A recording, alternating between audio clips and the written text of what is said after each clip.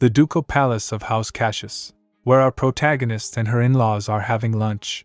Ethel silently have her lunch while her brother-in-law said to her sister-in-law, Riena, you should eat the carrots too. Riena replied, no, I hate carrots. Her husband Leandro said to Riena, if you want to be healthy, you shouldn't be picky about food. Riena said, I said no Leandro, I won't die even if I don't eat carrots. Lohim said, shouldn't carrots be your favorite food, little bunny? Suddenly Duke shouts, enough. No one can force my daughter to eat anything she hates. He said in cold tone, how dare they serve food Riena dislikes? I shall dismiss everyone who had a hand in preparing this meal. Hearing this, the maid standing nearby flinched. Riena stood shouting, no, you can't, Dad. She went close to Duke and holds his hand. Tears drops from her eyes while she said, you're not the kind of person who'd fire people for such a trifling matter, are you? Duke clears his throat saying, fine. Since you say so, I will let it go this one time. Lohim asked, how are you going to survive in this world, being so naive, little bunny? Leandro said, Riena, you're too nice to a fault. They were having these talks while completely ignoring that there was someone else sitting beside them, our protagonist Ethel. She thinks, ugh, are they for real? Is that how people treat a 20-year-old grown-up? Leandro finally noticed her. He asked, is there something wrong, Ethel? Wiping her mouth she said, no, I just don't have any appetite. That's all. Meanwhile she thinks, because you people made me completely lose my appetite. Lohim said to Riena, I'll give you a present if you eat all the carrots on your plate. Leandro pats her too saying, I'll give you one too. Riena asked, you're going to give me presents when it's not even a special day? Suddenly Lohim realized something. He whispers to Leandro, brother, did you prepare a present for your wife? Otherwise she'll sulk. Ethel asked, indeed? Do you have a present for me? Meanwhile she thinks, Lohim, that's so not like you to think of me. Leandro sighed. Then he said, what are you talking about? We don't even have any special occasion today. Hearing this, Ethel said, today's our wedding anniversary. She thinks we got married exactly 2 years ago today. Leandro gets surprised, repeating, wedding anniversary. Lohim said, how can you forget your wedding anniversary? What a terrible husband, Riena said, my word. You're right. It is today. Duke said, you're married, son? You should pay attention to your family. Ethel shivers thinking, goodness, did hell freeze? What's up with these people today? Leandro said, it's my fault that I forgot our wedding anniversary, but... She thinks, but? Did he just say, but when even a sincere apology wouldn't be enough? He asked, is there a rule that only the husband should give a present to the wife on their wedding anniversary, and not vice versa? Ethel thinks, when I first found myself transmigrated to this fictional world, I thought I was lucky. I thought I was given a second chance at life after I met my end in a traffic accident. I awoke in the novel I enjoyed reading titled The Returner's Rosy Second Life. In the story, Riena is an orphan who dies after leading a miserable life. Lohim, second son of House Cassius. Leandro, first son of House Cassius. And Duke Cassius, nobleman of high rank and family head. After regressing, Riena is adopted into the ducal family, and occupies all the love and attention of her father and 2 brothers. I particularly loved how the Duke's family cherish her like the apple of their eyes. As a reader, while Riena is the protagonist of this novel, I'm Ethel Wallace, wife to her eldest brother, Leandro, a minor character, who rarely appears in the story and hardly receives any attention. I'm okay with that because my favorite character is Leandro, and I get to be his wife. His blonde hair sparkles more brilliant than the sunlight, and his blue eyes hold a breadth deeper than any lake. He is perfect in every aspect, from his capabilities to his appearance, just like his father, Lord Leandro, the heir to House Cassius. Although our marriage is of convenience, who cares? I'm his wife. How lucky I am to be a member of the ducal family in this story. For me, it's as good as getting a VIP seat to enjoy the novel. Or so I thought. Ethel felt rage. Leandro asked, Ethel? Marriage is of 2 people. Since you also failed to prepare my present. She grits thinking, my mistake when I read the novel is that I never thought about how Ethel would feel. Not only did he abandon me once we got to our honeymoon destination, but he also had his aide send me a gift for our first wedding anniversary. She recalled saying to him, it's my birthday, Todd, but he interrupts saying, I'm busy. One day she asked, would you like to go for a stroll W-? He replied, I've just got back from a walk with Riena. She calls him, but he went to his sister saying, Riena is looking for me. She thinks, I never thought I'd be overshadowed by Riena and treated as if I'm invisible like this. Back to dining table, Leandro said. I don't think you can blame me for. He was about to complete his words, but she throws a box on his face. Everyone around gets shocked. He asked, what? She shouts, I want a divorce. She turns saying, let's proceed with the divorce process as soon as possible. Dazed, Leandro asked, divorce? Duke asked her, Ethel, are you serious about what you just said? Riena shocked said Ethel. Luhain shakes his brother while also being shocked. She left saying, farewell, everyone. Maid said, my lady. She went up to her room. While grabbing some jewels she thinks, I should take these with me. I can't just leave empty-handed, can I? She heard footsteps and thinks, how quick he is to follow me. He opened the door shouting, Ethel. He asked, are you serious about getting a divorce? She replied while packing her things, yes, I'm very serious. He asked, but why, what's the reason? He tries to block her way. She said, step aside. I'm leaving. He said, it's my fault that I forgot our anniversary. But you can't do this just because. She interrupts asking, do you think I'm doing this just because of that? He said, I admit that we're not very close as a married couple, but isn't some level of detachment common in arranged marriages? She said, this is not simply about us not being close enough. He asked, then what other reason could there be? He suddenly noticed something. He said, looking at a dress, Ethel, look at that. He uncovers the dress saying, you remember when you got married to me in this dress, don't you? Try to recall that happy moment. But she interrupts saying, it wasn't a happy moment. He gets shocked and asked, pardon? She said coldly, I wasn't happy then. Also, both that dress and our wedding don't trigger happy memories. A few months prior to the wedding, in the 5th drawing room of the ducal palace, Ethel came wearing a plain white dress. He glanced at her saying, that suits you well. The designer asked, what would you like to try on next, my lady? She thinks, I can't believe they had an entire boutique relocated to their house. This is something House Wallace can't even dream of. Then she recalled her family saying, you must get married to Lord Cassius no matter what. Where and when else can you meet a man of such superior status? Will my life get easier if my sister becomes Duchess Cassius? She shrugs at thoughts thinking, I get why they made such a fuss. I won't have to see such despicable people once I get married though, so whatever. They say she's the best designer in the empire, and indeed, every single item is a work of art. The door opens, and Riena enters saying, Leandro. He asked her, Riena, what are you doing here? She replied, I was curious to see how my future sister-in-law would look in a wedding dress. Ethel smiled hearing this. She thinks seeing them, when I read this novel, I thought that I'd like to have such a loving family. And after the wedding, I'm going to be one of them. Riena went close to her saying, how beautiful. She asked, can I try one of the dresses? Ethel asked, pardon? She replied, if you don't mind, that is. She said, seeing you so beautiful in a wedding dress makes me want to try one too. Ethel thinks she's so cute. It's only natural, of course. I also yearn to wear a wedding dress at her age. Thinking this, she nods. Leandro came and asked, what? Why would you want to try on a wedding dress? Riena pouts asking, maybe I shouldn't, should I? Ethel asked to designer, isn't it all right? Letting her just try it on wouldn't hurt, right? She nods. Leandro said, suit yourself. Riena shouts, yay, I'm so excited. While Riena was changing, Luhain and their dad came. Luhain asked, brother, is Riena here? Duke said, we thought we'd have tea with Riena. The servants told us she'd be here.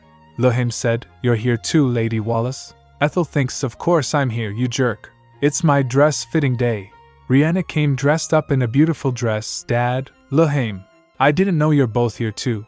Everyone gets shocked seeing her. She asked, what do you think? Isn't this dress so gorgeous? Luhain asked, why are you wearing that thing? She replied, because I want to. Duke said, it feels like only yesterday when my daughter said she'd marry me.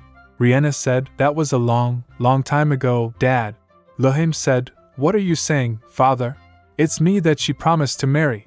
Ethel thinks, were they this silly in the novel too? Leandro moves forward shouting, what are you two talking about? Ethel thinks, yes, at least one person seems to. But she gets jolted after he said, Riena promised she'd marry me. She thinks, hey, aren't you supposed to marry me? Riena said, that's enough. Dad, brothers, stop making a fuss over something I said when I was young. Just sit down and take a look at the other dresses I'll try on. Then she tries some other dress and showed them. After that, while leaving, Duke asked, "Shall we go have tea now?" Riena said, "Okay, Dad." Lehim said, "Good luck, brother." She thinks they finally left. "I'm so exhausted." He picks a dress and asked, "What do you think of this one?" He said, "You looked very beautiful in this." Coming back to present, he said, "That can't be true. But when you tried this on, I definitely thought." She interrupts shouting, "When did I wear that?" He said, "Back then." She said coldly, "The person who wore that dress wasn't me." "It was your sister?" he asked. "It was Riena." He shouts, "How could I make such a foolish mistake?" "You must be mistaken." She asked, "Do you think I'm an idiot who can't even tell what I tried on?" He said confidently, "I can tell that much too. Are you making things up to put the blame on me?" She felt rage. "What?" she asked. "Are you insinuating that I'm lying?" He turns his face saying, "That's not what I mean. But, although you and Riena look quite alike, how could I possibly confuse you with her?" She glares thinking, "We look alike." She imagined Riena and herself. "How? Where? When?" He gasped. "If that were to be true, why did you not say anything back then? You must have been very offended." She thinks, "Are you saying that I shouldn't fuss about it after all this time?" She asked, "What did I say at dinner this evening?" He asked, "Why are you asking me that all of a sudden?" She said, "Indulge me." He ponders for a moment. Then he said, "You said you had no appetite." She asked, "And?" He said, "You asked me if I prepared a present for you, and then you said we should get divorced." She asked, "And what happened before that conversation?" He imagined the scene saying, "Well, before that, She said, "That's exactly where I stand in this house." She turns leaving saying, "That's my situation in this house since I became your wife." "What do you think it was like before we got married?" he said, "Ethel." She asked while leaving, "How could I dare point out Lord Cassius' mistake?" She recalled the moment when he suggested dress. "You looked very beautiful in this." She thinks, looking at him, recommend the one Riena tried on. "I thought to myself, why would the Cassius family alienate me? Let's not rush things. It just takes time to get close with them."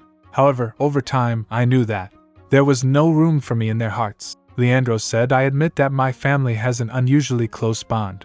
She said, "That's exactly why I'm leaving. I'm the odd one out in this family." He taps her shoulder shouting, "Ethel!" She slaps his hand. She said, "I'll prepare our divorce papers and send them to you so that you only need to sign them." He follows her saying, "Wait, Ethel. Please listen to me." She said, "I've heard enough of your crap." He asked, "What did you just say?" She turns saying, "Get lost, you turd." The servants and Duke's family was standing downstairs. Wall passed by them while Lehim asked, "Ethel, how did your talk go?" Riena asked, "What did Leandro say?" Duke said, "Ethel, expressing your anger like this won't help." She opens the door and left. She walks away with her suitcase while Duke's family stood seeing her. She went to market. She booked a room in a hotel, and while laying on bed she said, "This feels awesome. I was a bit worried that I couldn't bring much of my stuff with me, but now, I couldn't feel more at home. Let's not think about trivial matters for now. Getting divorced is the priority." At Duke's palace, Lehim asked Leandro, "Brother, are you really going to just let this be?" He asked, "What are you talking about?" Lehim said, "I'm talking about your wife, of course." He replied, "I'm sure she'll come back before long." Lehim asked, "Don't you remember how she left after dropping such an announcement? Are you so shocked that you lost your wits?" He said, "My wife is a wise woman. She might have demanded a divorce in a fit of anger, but I'm sure she's regaining her senses by now." Lehim asked, "Isn't that just your wishful thinking?" He said, "You're well aware that we didn't marry for love in the first place." Lehim said, "Oh ho. So you're implying that she'll come back for the sake of her house. But what if she never returns?" Leandro stopped. He said, "She will?" Lehim asked, "What makes you so sure?" Leandro said, "Riena told me that this marriage won't end." He asked, "Did she?" "Well, if she said so. She's been providing useful information to our family at critical moments, and catches people off guard with her occasional eloquent speech. After all, what she said has surprisingly proven to be true up to this point." Leandro said, "Yes, that's why I believe there won't be a divorce." The next day, the Cassius ducal palace. Butler knocked Leandro's room. "Pardon me, my lord, are you awake?" "Her ladyship has." Before he can complete his words, Leandro opens the door and rushed outside. Butler shouts, stopping him, "My lord." He thinks, "I knew it. She's finally back." He opens the door shouting, "Ethel." He gets shocked seeing a postman. The postman asked, "Lord, Leandro Cassius?" Leandro asked, "Who are you?" He showed some papers saying, "I'm here to deliver this on behalf of Lady Ethel Wallace. This is to be delivered to you." Leandro takes the package. He opens it just to find out a divorce agreement. In front of the city hall of Royan, the capital of the Astaroth Empire, Leandro, holding the papers, walks around in wait.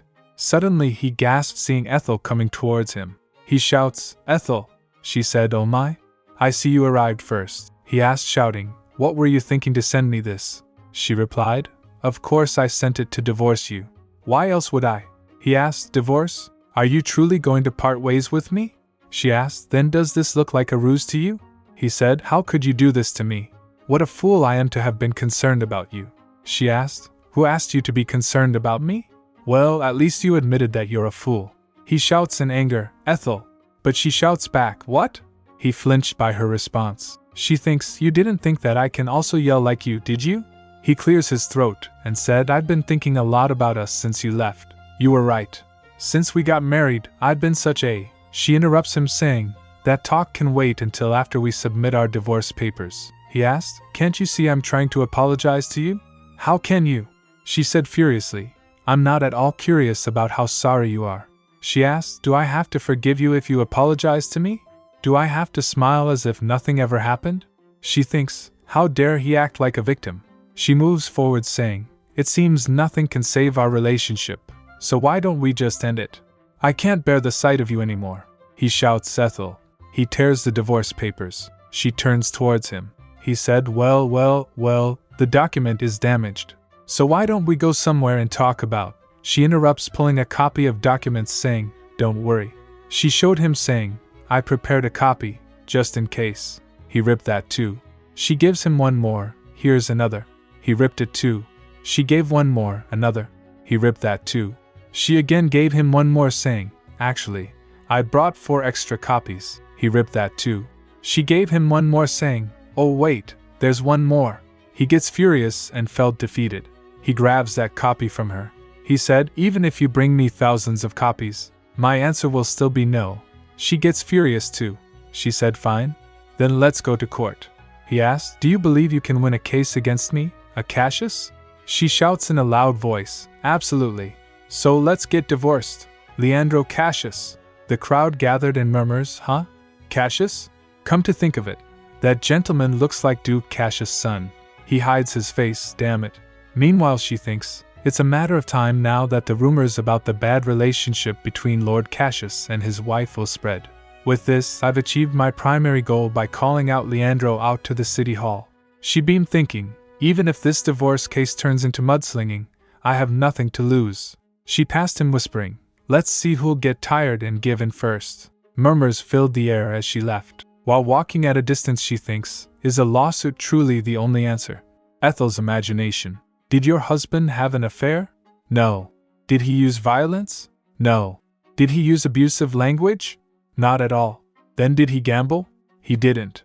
Does he have a child out of wedlock? Not that I know of. Did he refuse to pay your living costs for a certain number of months? He allocates about 5,000 gold every month for my living expenses and provides me a separate personal allowance. She thinks, feeling anxious. I don't want to admit it, but Leandro is an excellent husband on the surface. She thinks, if I have to, there's only one thing I can cite as reasonable grounds for divorce, but that issue is so sensitive I can't discuss it with a lawyer yet. Meanwhile, footsteps approached.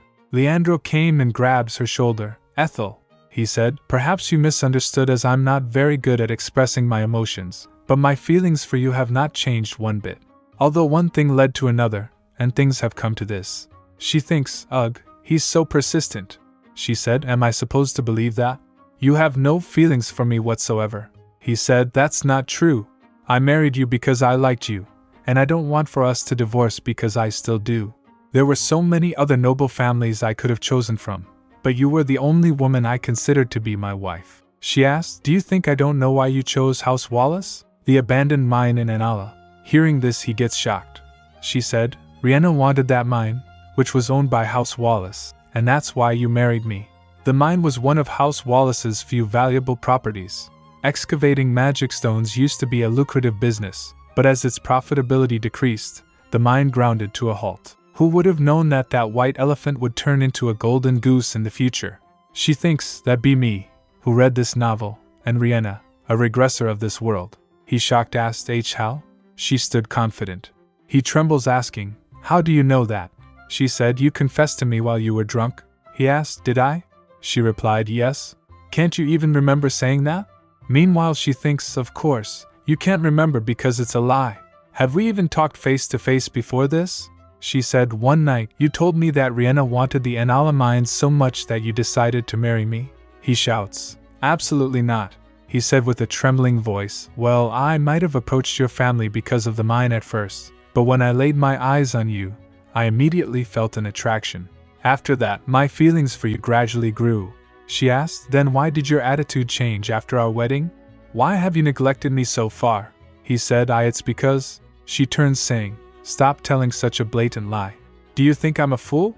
He stopped her, grabbing her arm. Ethel, he said, please give me a chance to explain myself. She asked, why? Do you need to persuade me more so I'd hand over the Anala mine? He released her arm. After that she thinks, being furious, I will never allow them to take the mine away from me. Fortunately, the Anala mine is still registered under my name. She recalled saying to her father, Father, the best way for us to reduce our tax obligation is for you to give me the mine now, and then I can transfer it to my husband later. In the future, new technologies might enable us to dig deeper, so we have no reason to hurry and hand it to them now, don't we? Her father said, yes, of course. She thinks, the mine still has a pretty large reserve of magic stone. The problem is that they're buried so deep underground that excavating them now would be a losing business. Whenever my husband occasionally brought up the mine, I'd delay the name transfer time and time again on one pretext or another. She recalled herself saying, the documents have yet to arrive from my parents. I think the documents must have gone missing in an accident during delivery. Apparently, House Wallace's tax accountant fell ill from overwork. She thinks, House Cassius will certainly try to take the mine by any means, claiming that they deserve it because House Wallace promised it as dowry. Once the ownership is transferred, it'd take several times more effort to take it back. She clenched thinking, that's why I need to wrap up this divorce as soon as possible. Wanderer's Forest just outside the capital city. While going through the forest she thinks, it must be somewhere around here. Suddenly a crow came and she gasped, eek! She heard something and followed the sound. She peeked from behind a tree. A man was standing there holding sword. She thinks, that man is the novel's antagonist, and Riena's archenemy, Marquis Terence Freeheiden. She gasped seeing him. She thinks, I knew he'd be here, but I didn't expect to find him right away. What should I do? Terence is already a high-ranking noble, but he has even bigger secrets about his real identity which will earn him a position of great power soon. She thinks it may sound lame, but I should just say that I'm lost. After all, when will I ever run into him again? A chance like this doesn't come every day. I can't spend the rest of my life enduring their neglectful treatment in that house. She grits her teeth. She jolted when she heard, who goes there? Terence said, if you want to live, reveal yourself. I know you're hiding behind me with bated breath. She covers her ears with her hands. A sound came like a blast. She peeked to see, but gets shocked seeing the tree being in two parts. An assassin came holding a dagger. He moves towards Terence saying, damn it, die. But Terence dogged easily. He hits him behind. The assassin fell down on the ground. He said, how boring. How come the assassin's skills get poorer and poorer? Meanwhile Ethel's heartbeat gets fast. She sat silent behind the tree. She thinks while trembling, I don't think today is the day. It's too bad, but maybe next time. Suddenly she slipped. She was about to fall from height. But someone caught her. She thinks, what is this firm touch? Terence was holding her in his arms. She looked at him closely. She thinks, whoa, he's really handsome up close. Oh no, what am I thinking? He puts her down while she thinks, I saw him leave. When did he come back? She bowed and said, thank you. You saved my life. Hearing this he smiled. He asked, what is a young lady like yourself doing in these deep woods? She said, oh, I took the wrong path. He asked, wrong path? If you don't mind me asking, for what purpose did you enter the Wanderer's Forest? She said, I was just strolling. He said, the trail is a long way away from here, and it's in the opposite direction. She thinks, I knew it'd be a lame excuse. He asked, are you saying you got lost while taking a walk alone in the Wanderer's Forest? She think, that sounds like nonsense even to me. He stares at her while she said, what I mean to say is, I'm here to run a personal errand. And that's why I was walking in the woods when I got lost. He asked, could you tell me what your personal errand is about? She said, that's a personal matter, so I'm afraid I can't. He draws his sword out saying, that's odd. The only people you can find around here are wandering mercenaries. She gets shocked and thinks, he's suspecting me. He's totally suspecting me. If need be, I should use my self-defense amulet. He asked, did you know who you'd find here today? She said, I'll tell you. She said, it is very personal, but since you saved my life, the least I can do is to share it with my savior. She said, actually, I came to find a mercenary who will escort me. I intend to divorce my husband, but he threatened that he'd never let me go. So I left home, but I'm afraid he'll find me sooner or later. He said, oh, I see. He asked, you seem like a noble lady. Why not hire a private knight? She, faking tears, replied, it's embarrassing to say, but I can't afford such service. He stares at her for a moment. Then he bowed and said, my apologies. I didn't mean to pry into your personal affairs. She said, not at all. I was the one who suddenly appeared and inconvenienced you. Meanwhile, she thinks it worked. She turns saying, well then, I should take my... Ouch. Why is there a fallen tree here? She remembered why the tree is fallen. She said, this must be the one you broke while you were training. You must have amazing skills, sir. He said, I do. I'm not one to brag, but I am a pretty good swordsman, if I do say so myself. I'm sure you won't regret it if you hire me as your escort. She asked, pardon? I don't understand. He leans towards saying, hire me as your bodyguard. She, shocked, asked, why you, as my bodyguard? He beamed, saying, I'm a wandering mercenary too. As it happens, I'm looking for someone to hire me. She clenched the papers in her hand thinking, bullshit. You're a marquis, she said. As I already mentioned, I'm not in a very good financial position right now. He said, I won't charge you more than my basic rate. She asked, I'm not sure if I could treat a person with such great skills like that. He said, please don't worry. Receiving my base rate helps plenty when business is quiet. Then she said, but still, I think I'd be more comfortable with a female guard. He said, that won't be a problem since we won't be staying in the same room. She said, but... Then she had an idea and thinks, wait, isn't this my chance? This could be a golden opportunity to form a close enough relationship to make a deal over that information. She said, well, if you say so. She bowed and said, I'll be in your care. He bowed back too and said, likewise. Please call me T. She thinks, that is how I came to hire the novel character with a dark past as my bodyguard. She gulped, thinking, I made a good decision, right? While walking, she said, I'm Ethel. I'm still using my husband's surname, but since I'm divorcing him soon, I'm just Ethel Wallace. Meanwhile, she thinks, the Cassius name can only make him wary of me. Since Terence has been completely removed from high society up to this point, I'm sure he's not familiar with my maiden surname. He said, I'm T. I'm from a humble background, so I don't have a surname. She thinks, he didn't even bat an eye when he just lied to me. She glanced at him. She smiled, thinking, who cares when he's so awfully handsome? If the novel had illustrations of its characters, I would have loved Terence. He asked, if you are living apart from your husband, where are you staying now? She said, I'm staying at a hotel. I plan on getting a house in the near future. He asked, then I should stay there too. Is the next room available? She said, most probably. Oh, your lodging expenses are on me. Also, you can order room service once a week. I'm an advocate of employee welfare. He said, you don't have to. I can pay myself. She asked, do you have the money for that? He said, ahem, then I'll accept them gratefully. She laughed, thinking, you shouldn't forget you're acting as a poor mercenary, marquis. She thinks, the Terence I know from the novel can't stand a debt, for better or worse. I'll get this back with interest someday. After that they went to hotel. He looked around in his room. He said, what a strange woman.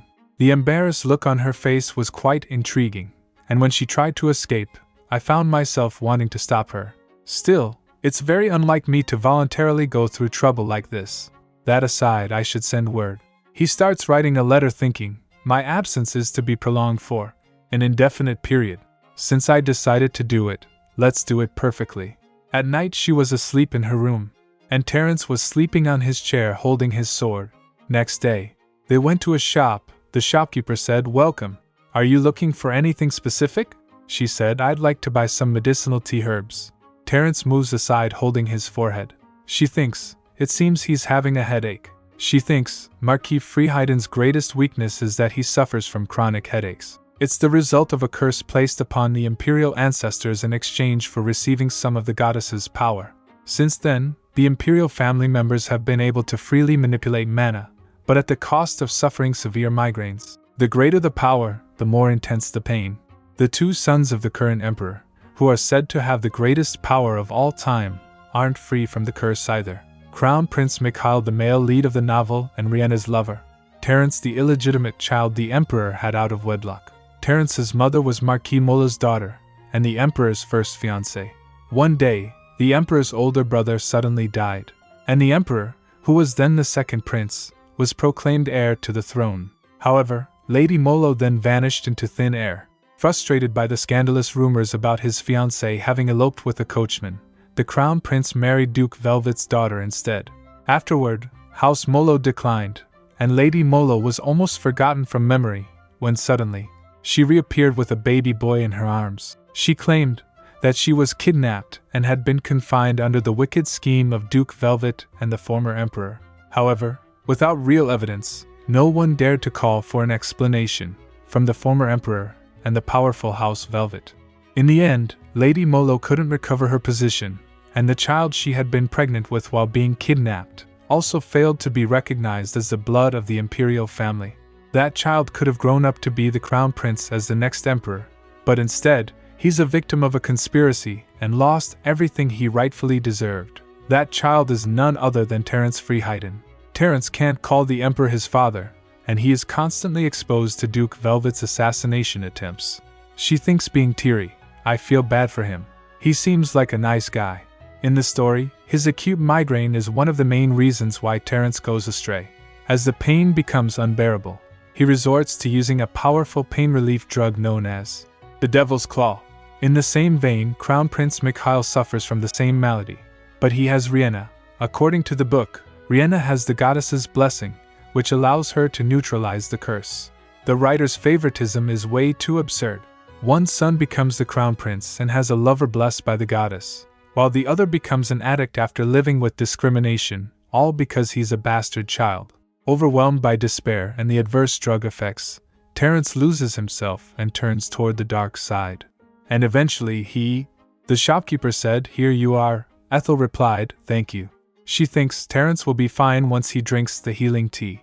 The healing tea is a medicine which calms down the agonizing headaches of the imperial family.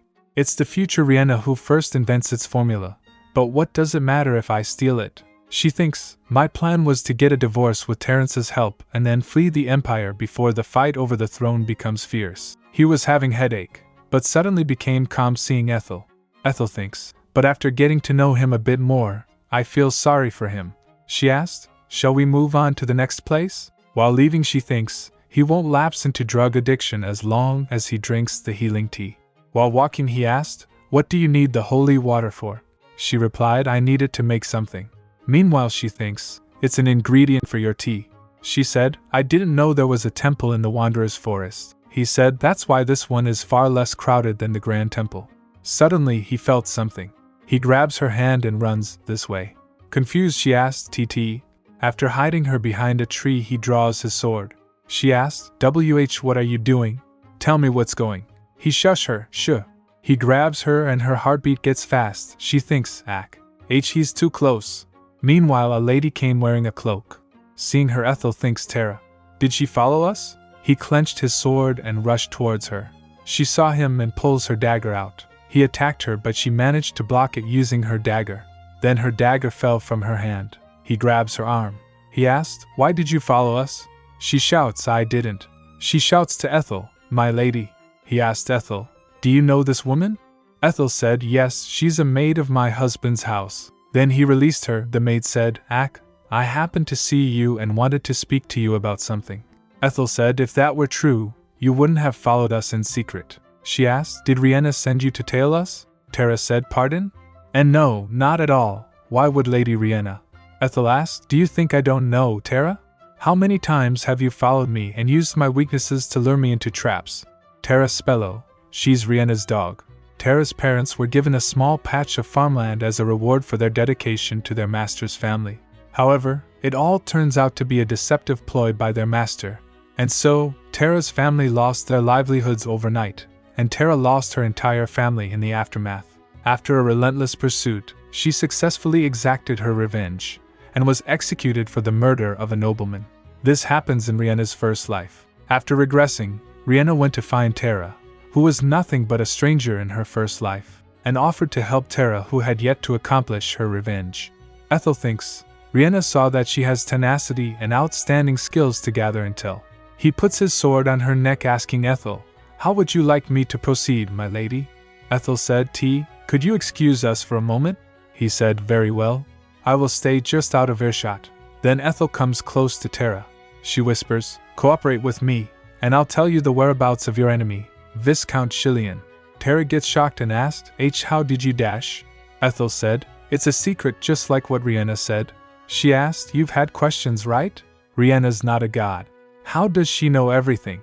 Meanwhile, she thinks it's natural because Riena doesn't reveal that she's a regressor until the story is about to end. Tara said, "It doesn't matter even if you have the same ability as Lady Riena. She is my savior, and you're not." Ethel asked, "Is that so?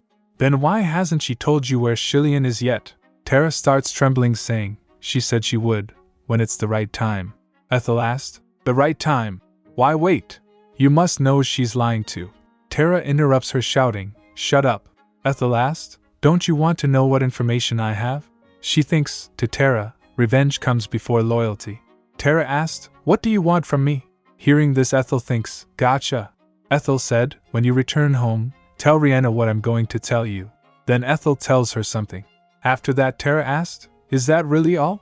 Ethel asked, "It's not too much, is it?" Tara asked, "Very well. When can I get the information?" Ethel said, "In 2 months." After that, Tara left. Ethel thinks, phew, there's something scary about her. Actually, Riena isn't intentionally holding back the information. She can't tell Tara because she doesn't have the information. All she knows about Shillian is his fake identity she read about in the newspaper before she regressed. Unlike her, I know where he is right now because I read the novel from cover to cover. Transmigration is better than regression in this aspect. She thinks, "I'm sorry, Tara, but I need you to suspect Riena until I successfully get divorced." Suddenly Terrence came and asked, "How did the talk go?" She gets jolted. He said, "You seem to have completely forgotten about me." She asked, "Did you hear our conversation?" He said, "Of course not.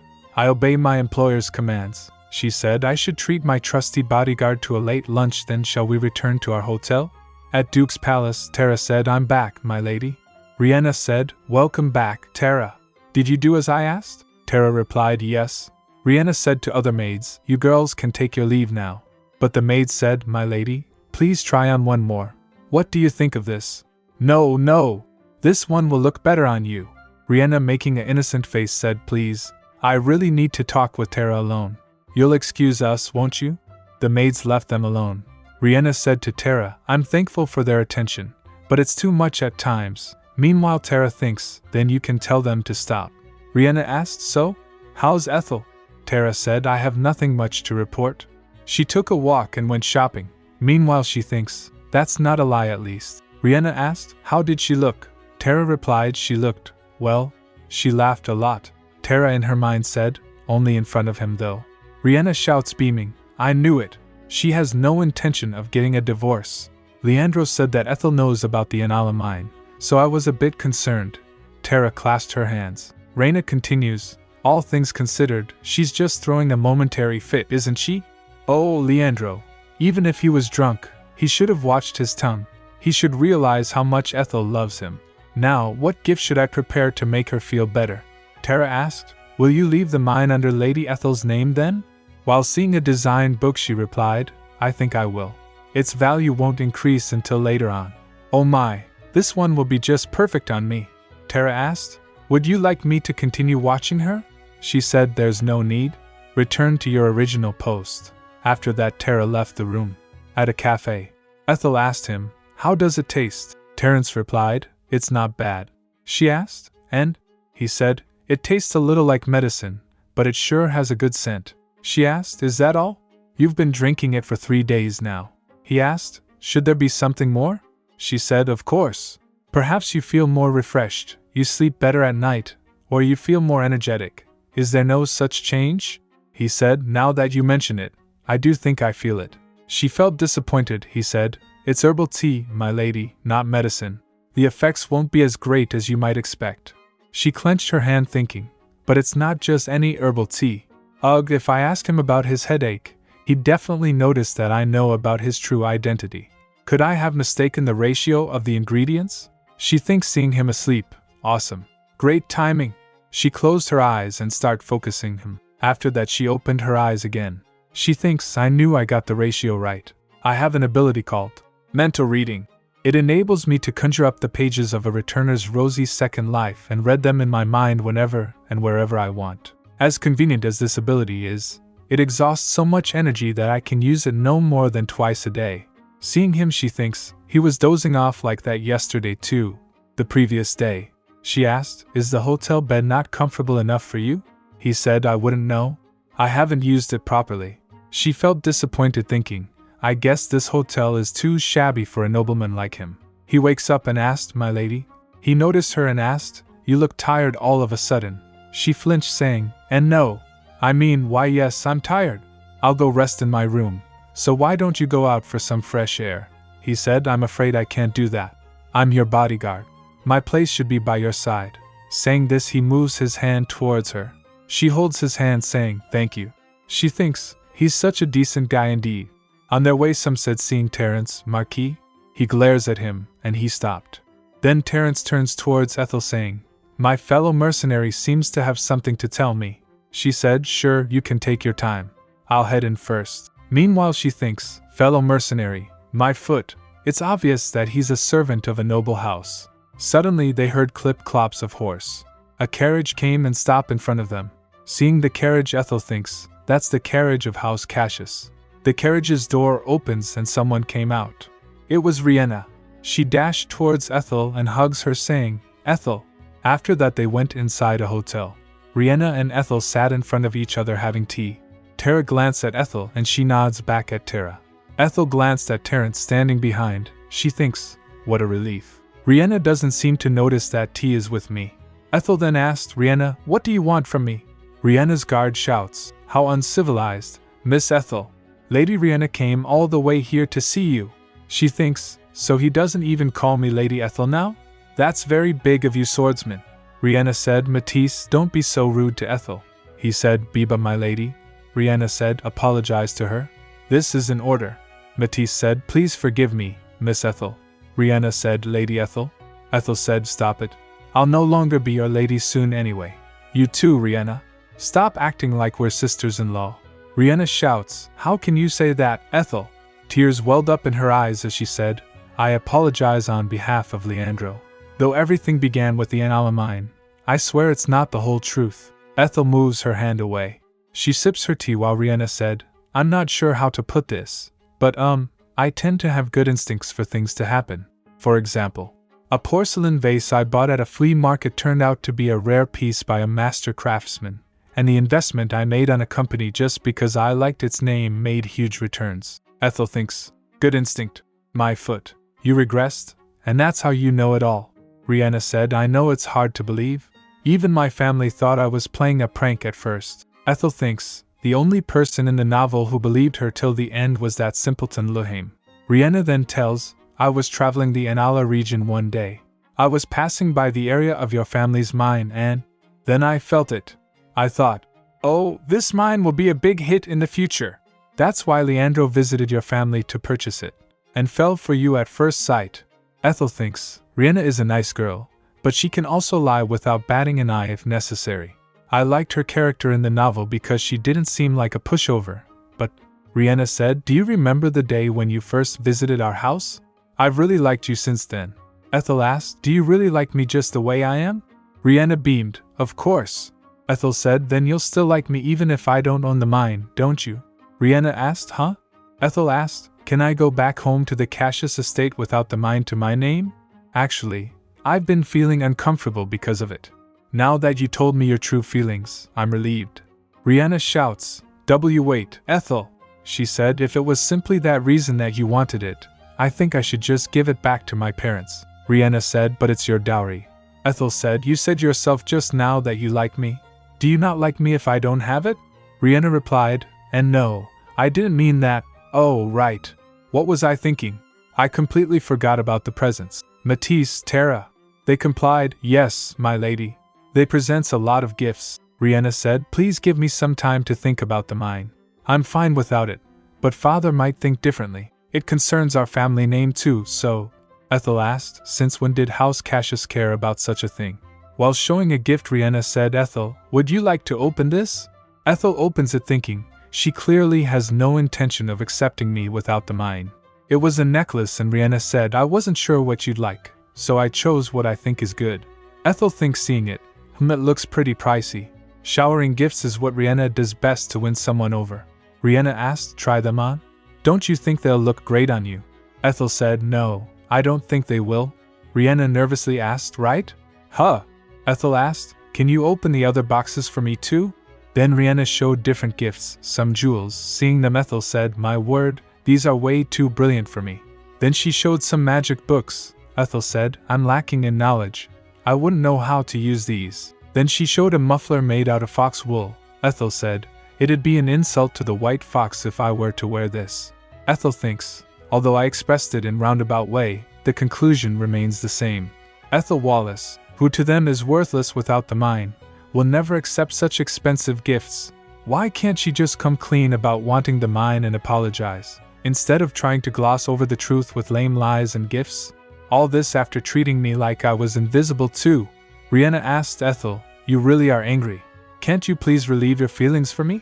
Ethel thinks, are you asking me to relieve my anger for you when you're the one who's making me angrier? Riena said, I understand that you're mad at Leandro. You don't have to be like this to me too. She asked Ethel, can't you just forget about my brother for a moment and return to being my loving sister-in-law? Ethel thinks, loving? Who? Me? Are you saying that I love you? Riena then said, don't worry about Leandro. I'll talk to him. Just please give him one more chance. Ethel, shocked, thinks, what the? She thinks, come to think of it. She imagined Riena saying, I apologize on behalf of Leandro. Ethel thinks, she only apologized on behalf of her brother, but she never apologized herself. Does she believe Leandro is the only person I hate? Does she truly believe that I like her? She thinks, it's true that I hate Leandro the most, but I don't like the rest of his family either. They all equally ignored me. Then Ethel asked her, why do you think I like you, Riena? Riena said, what do you mean, why? You have no reason to hate me. Ethel, shocked, thinks, was she always this self-conceited? Wait, could it be? Unlike her first life, Riena has been loved by everyone around her after she regressed. The only ones who hate her until the end of the story were the villains. That's how this world has revolved around her so far, and that's why she can't even fathom that anyone would hate her. Riena asked her, Ethel, what are you pondering about? She said, nothing. Riena smiled and said, think about my effort to please you, and at least take one of these gifts. Ethel thinks, what should I do? I can't afford to act based on my emotions and make an enemy out of her. Ugh, I have no more strength to think after using my mental reading ability and having to deal with her. Riena said, Ethel, you haven't answered me yet. Ethel released her hand forcefully from Riena's hand. Ethel said, let me be frank with you, Riena. She stood up saying, I don't like you, so please get out of my sight, and never show up before me again. Do you understand? Words didn't come out from Riena's mouth. Matisse and Tara get surprised. Ethel left saying, I'm sure you can see yourself out. Goodbye. Matisse steps towards her saying, how dare you speak to Lady Riena like that? I won't let. But Terence make him fall on ground, moving his foot in his way. He said, smiling, oh, my apologies. I didn't see you there. Matisse shouts, who the hell are you? He replied, I'm a hotel guest just passing by. Ethel, surprised, thinks, how long has he been around me? Did he hear my conversation with Riena? Matisse draw his sword out, shouting, how insolent. Terence was also ready, but Riena interrupts. She shouts, stop. That's enough. Do you intend to tarnish the Cassius name? She turns, saying to Matisse, I'm going home. Come. While Riena and Matisse was leaving, Tara turns and bowed. Terence asked Ethel, is everything all right? She said, I'm sorry you had to witness such an unsightly scene. He said, don't worry. They're saints compared to my family. She thinks, I can't deny that. He said, I didn't know your husband is a Cassius. She said, oh, I didn't mean to hide it, he said. If you're seeking a divorce against Cassius, it'd definitely be an uphill battle. She said, I know. I submitted our divorce papers, but I doubt it was even accepted properly. Then changing topic she asked, Oh, did you talk with your colleague?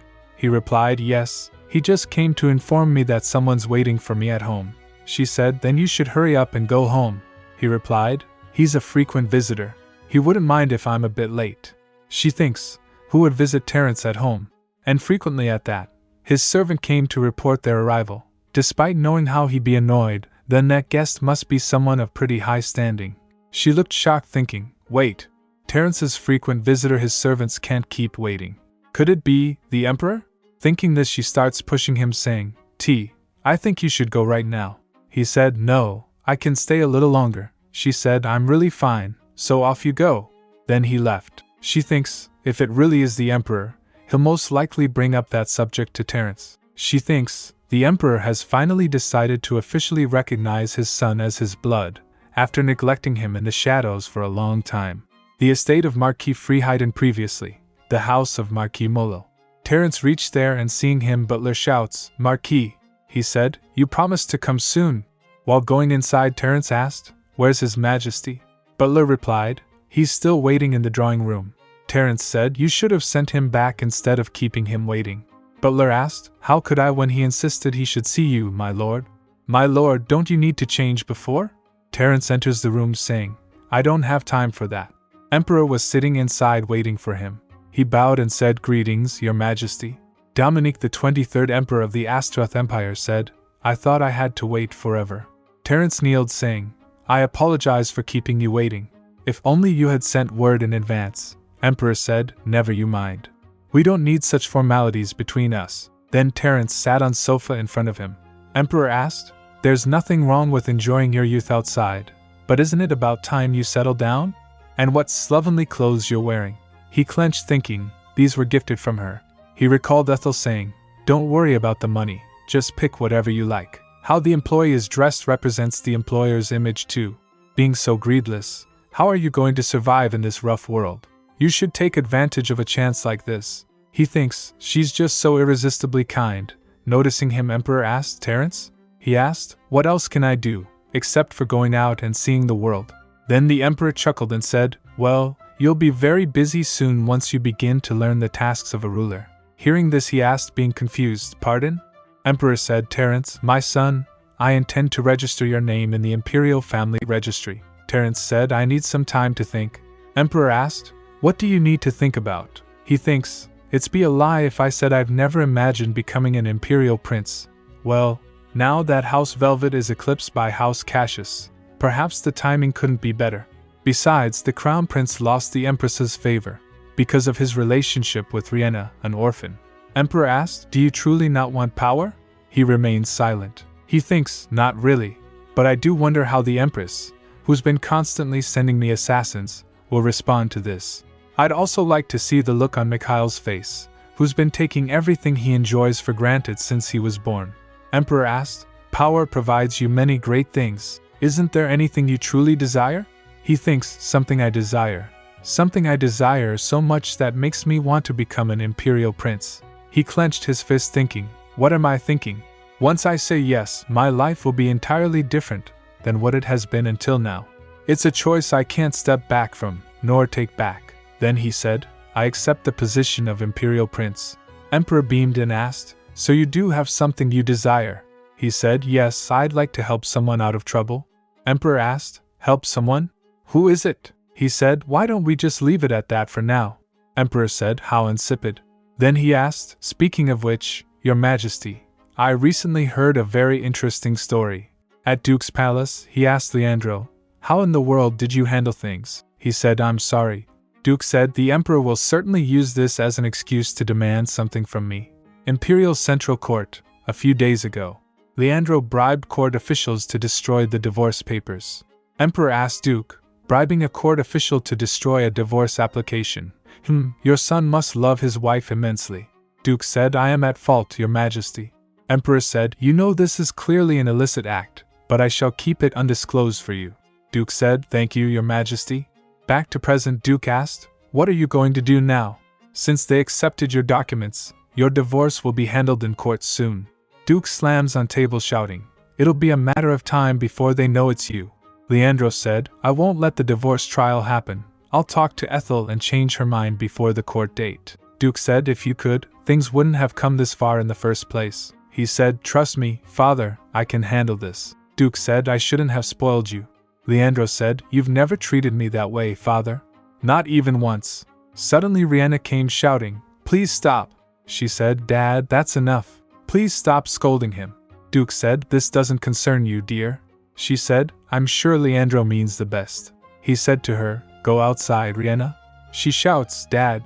She said, "This is about our family, yet you tell me to go out. If you treat me like this." She shouts, "I won't eat lunch." Duke and Leandro get shocked and asked, "Riena, what nonsense are you saying?" She said, "I won't eat dinner either." Duke said, "You damage your health." Leandro added, "What if you all ill?" Lillian came shouting, "You can't do that, little bunny. You're too delicate." Riena said, "I won't skip my meals, Dad, so please give Leandro another chance." Duke said, "Riena." He said, "Very well, see to it as you see fit, Leandro." She smiled, saying, "Thank you, Dad." While walking in hallway, Riena asked to Leandro, "Do you have a plan, Leandro?" He replied, "Not really. I think I'll just have to make a sincere apology." She said, "Be careful." She seemed to be much angrier than we thought. She tells, "I actually went to see her yesterday. She said she hates me. I know she didn't mean it, but..." Lillian added, "For her to tell such a lie, she really must hate you, Leandro." Leandro said, "I'm sorry you had to hear that because of me, Riena." She said, "I was shocked at first, but on second thought, I knew it couldn't be true. You know how close Ethel and I used to be." Lillian asked, "Still, Ethel went too far. She should have directed her anger only to Leandro. Why did she say such hurtful things to you?" She said, "If you really want to bring her back, you'll have to give it your best." Leandro said, "I don't know what else to do. Things just get worse and worse every time I see her."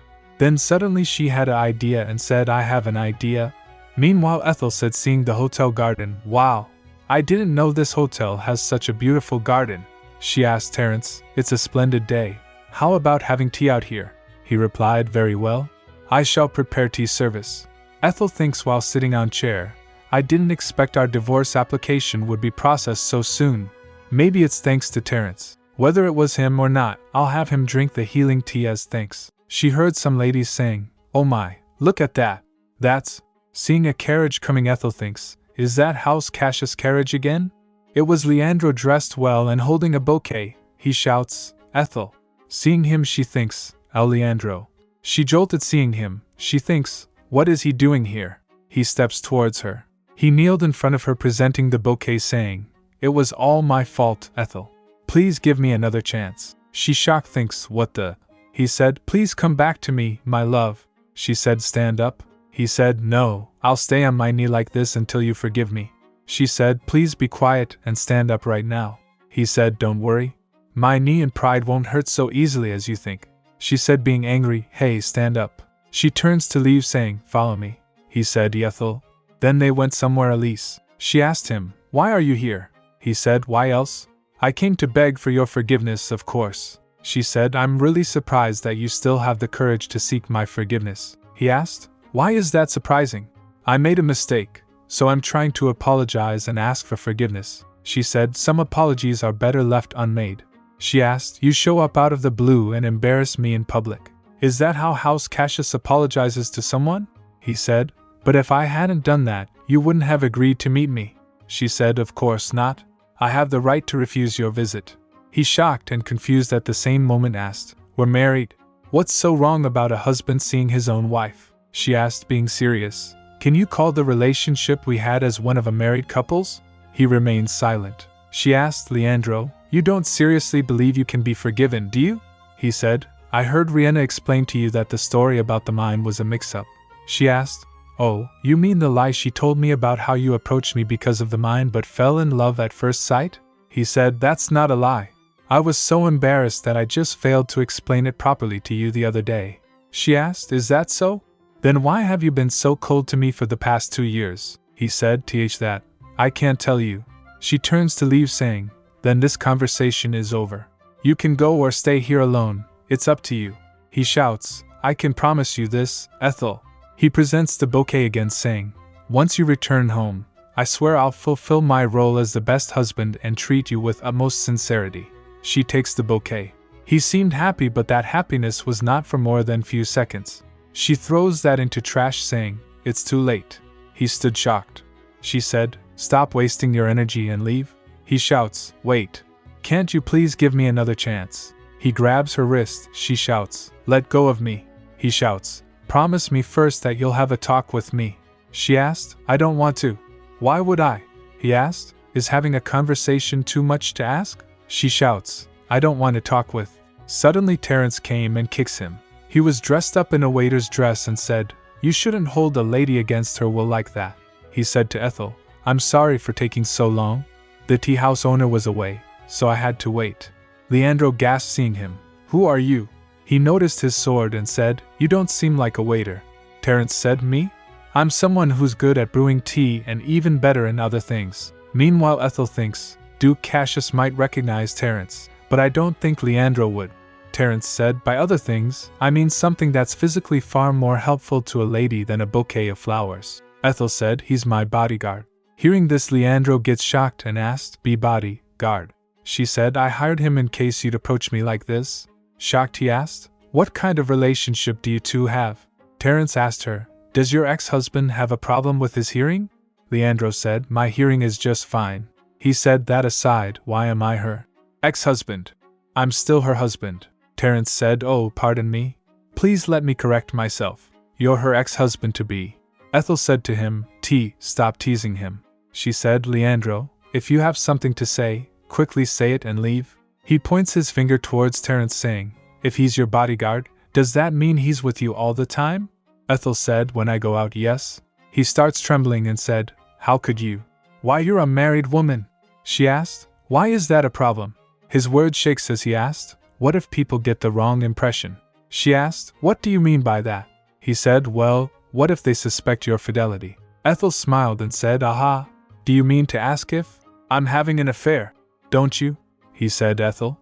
I trust you, of course, but others might. She said, as long as you, my husband, trust me, I'm fine. I don't care what people say of me. He trembles, saying, your reputation could be tarnished. She asked, Leandro, your reputation has never been tarnished at all yet, has it? He gets shocked. What is that supposed to mean? Is Chris not with you? She snapped, eyes narrowing as she peered around. Leandro faltered back, asking, why are you suddenly looking for my aid? Then she questioned, is Chris a he or a she? He replied, Chris is a woman. The admission landed awkwardly between them. Don't tell me you're suspecting that he began. Ethel cut him off. On the contrary, I'm only trying to say that no one ever suspected you and Chris. He questioned, how is your case the same as mine?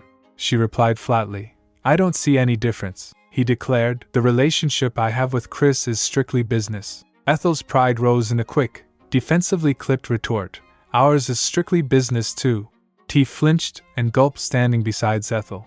Leonardo argued, we only work when we meet. She replied, likewise I do my work, and he does his as my bodyguard. Then she added, expression serious, I told you before that I hoped that you could even make a quarter of the time you spent with her for me.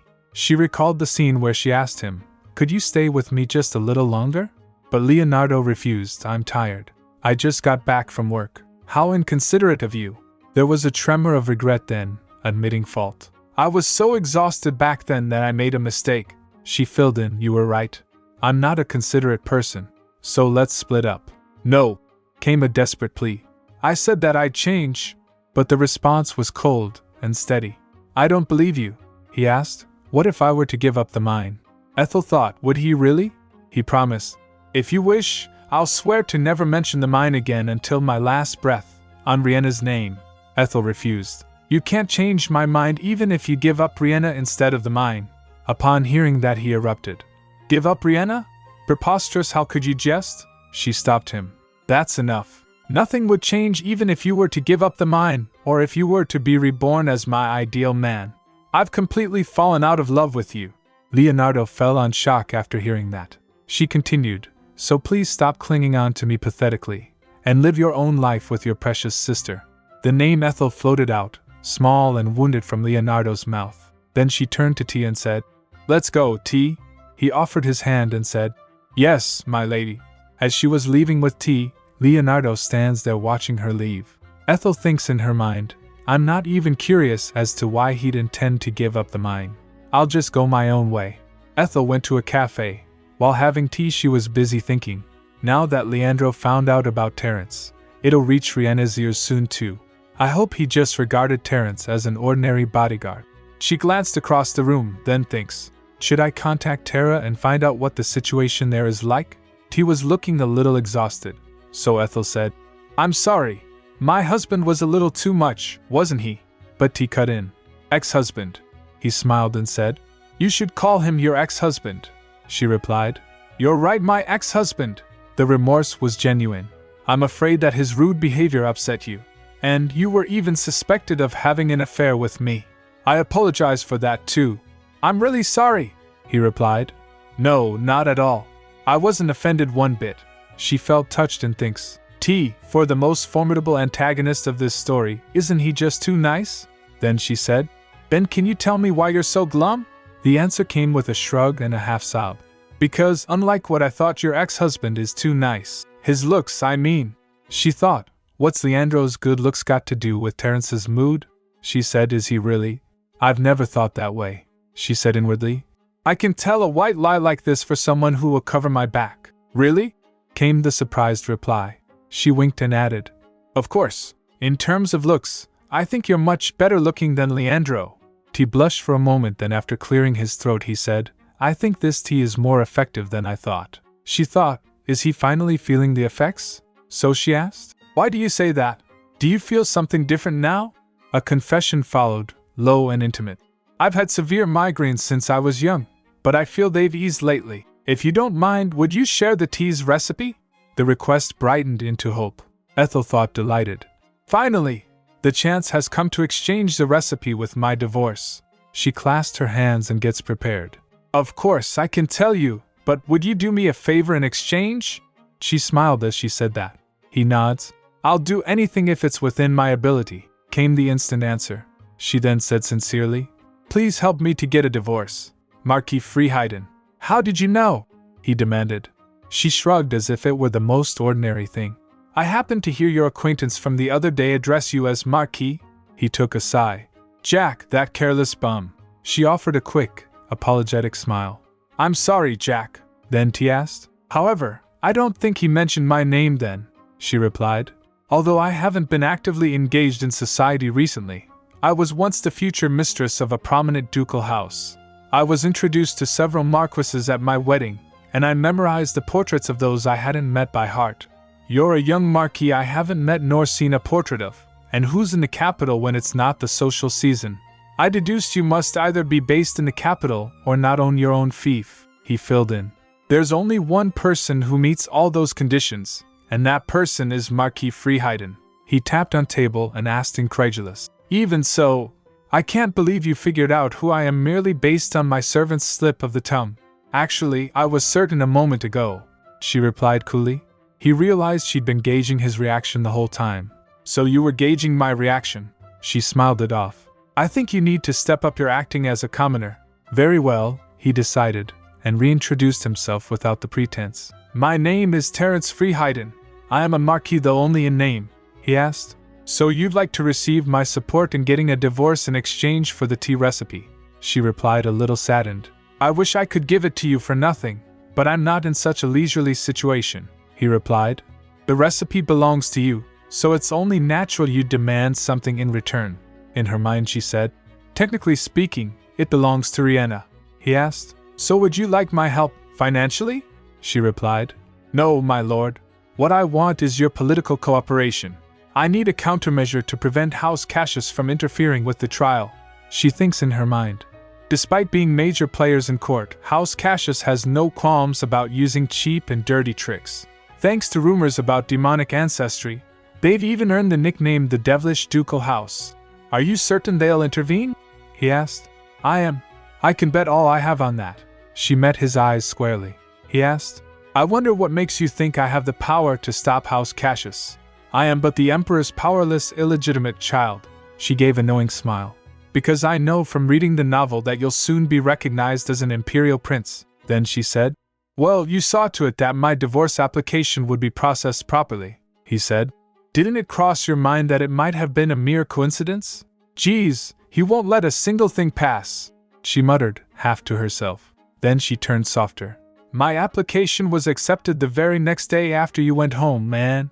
I want to believe it wasn't just luck. It felt like I was fighting a giant enemy alone. Perhaps that's why I wish to believe I had someone on my side, too. She watched the conflict play across his face and felt the weight of it. She thought, did I rush it? What if he refuses? Then he stood up and offered. My lady, would you like to go on a walk with me? Pardon? She blinked. He extends his hand and said, It's a perfect day for a stroll. After walking for a while she asked, My lord, shall we go shopping? He teased. If you're going to buy me something. She threw her hands up. I won't. Especially now that I know you're much wealthier than I am. He teased. Oh, I'll pay you back for the money you spent on my gifts. You can't return gifts once you receive them. Her refusal came with a fond, teasing lilt. If you feel uncomfortable, why don't you buy me gifts this time? He agreed. Very well, you can choose anything you want. She smiled. I'll gladly accept your offer. I'm warning you, you might go bankrupt today. They went to many places. At a stall, her eyes scanned the displays indecisively. Which one should I pick? He said decisively.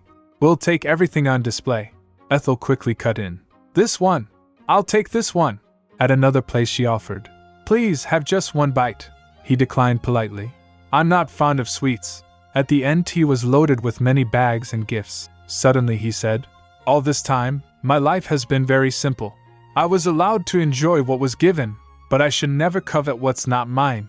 I've lived as if I didn't exist. I've had to live as my aliases more than my real name. T is one of them. I need time to think.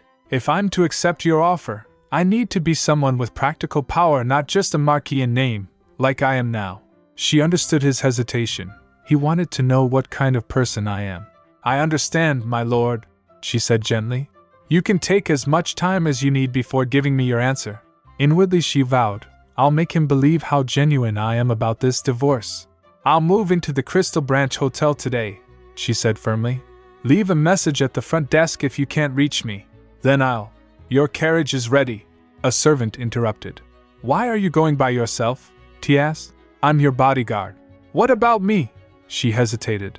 Knowing who you really are now, I can't continue to hire you as my bodyguard. His expression fell.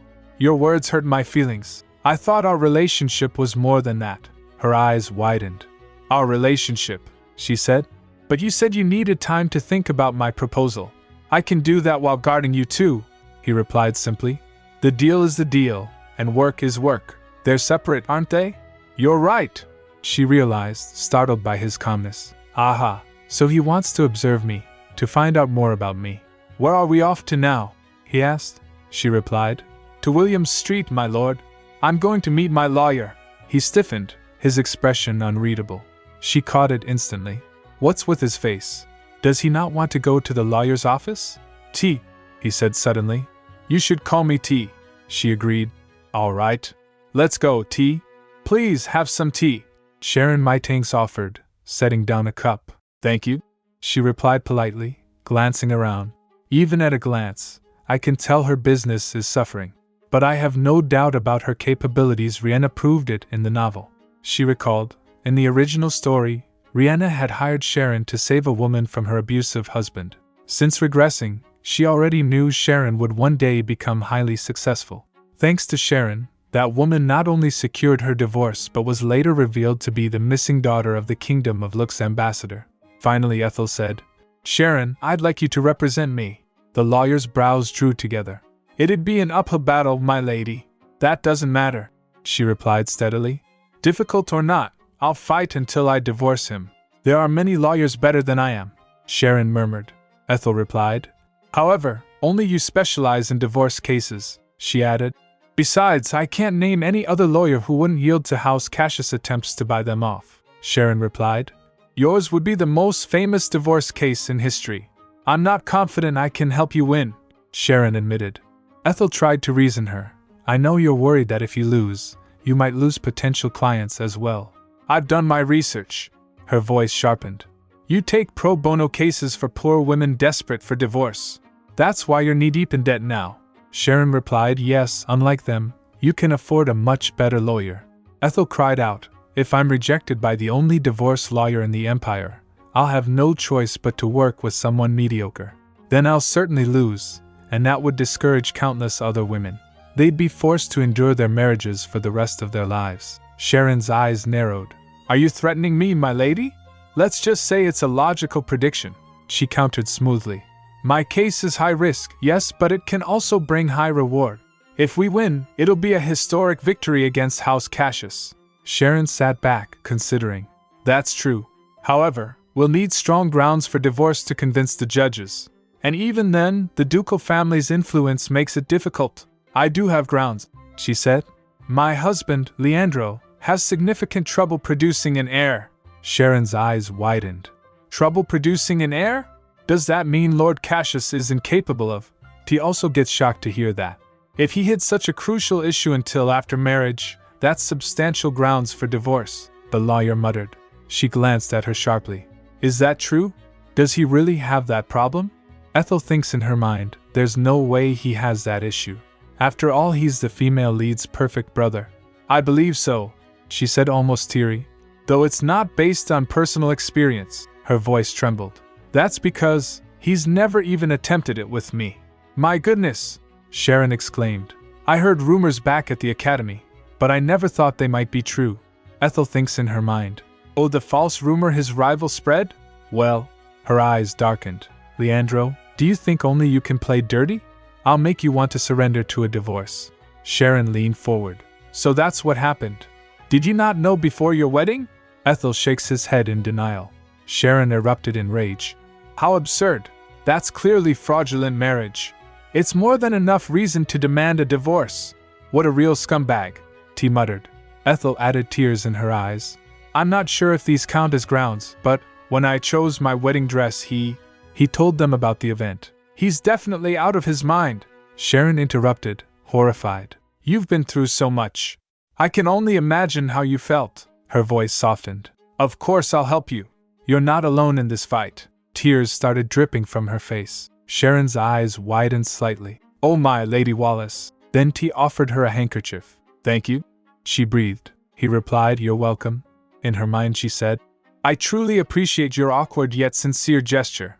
I had no idea you were having such a hard time, Sharon said quietly, her tone unusually earnest. I offer you my sincere apology, Ethel replied. How could you know? I didn't tell you everything before. Thank you for accepting my case. This is the remuneration I've prepared. I'm sure it's enough to cover your debts and hire reliable staff. Goodbye. My emergency fund, she thought bitterly, sliding the pouch across the table. Sharon hesitated, so Ethel asked, Is something the matter? Oh no! Nothing's wrong at all, she said quickly. Ethel asked, Your face says otherwise. What is it? Sharon said. Well, actually, this amount falls short. It's not enough to pay off my debts and recruit new hires. Ethel cried inside. I should have taken more jewels with me from the ducal palace, Sharon added. Oh, you don't need to pay my debts, my lady.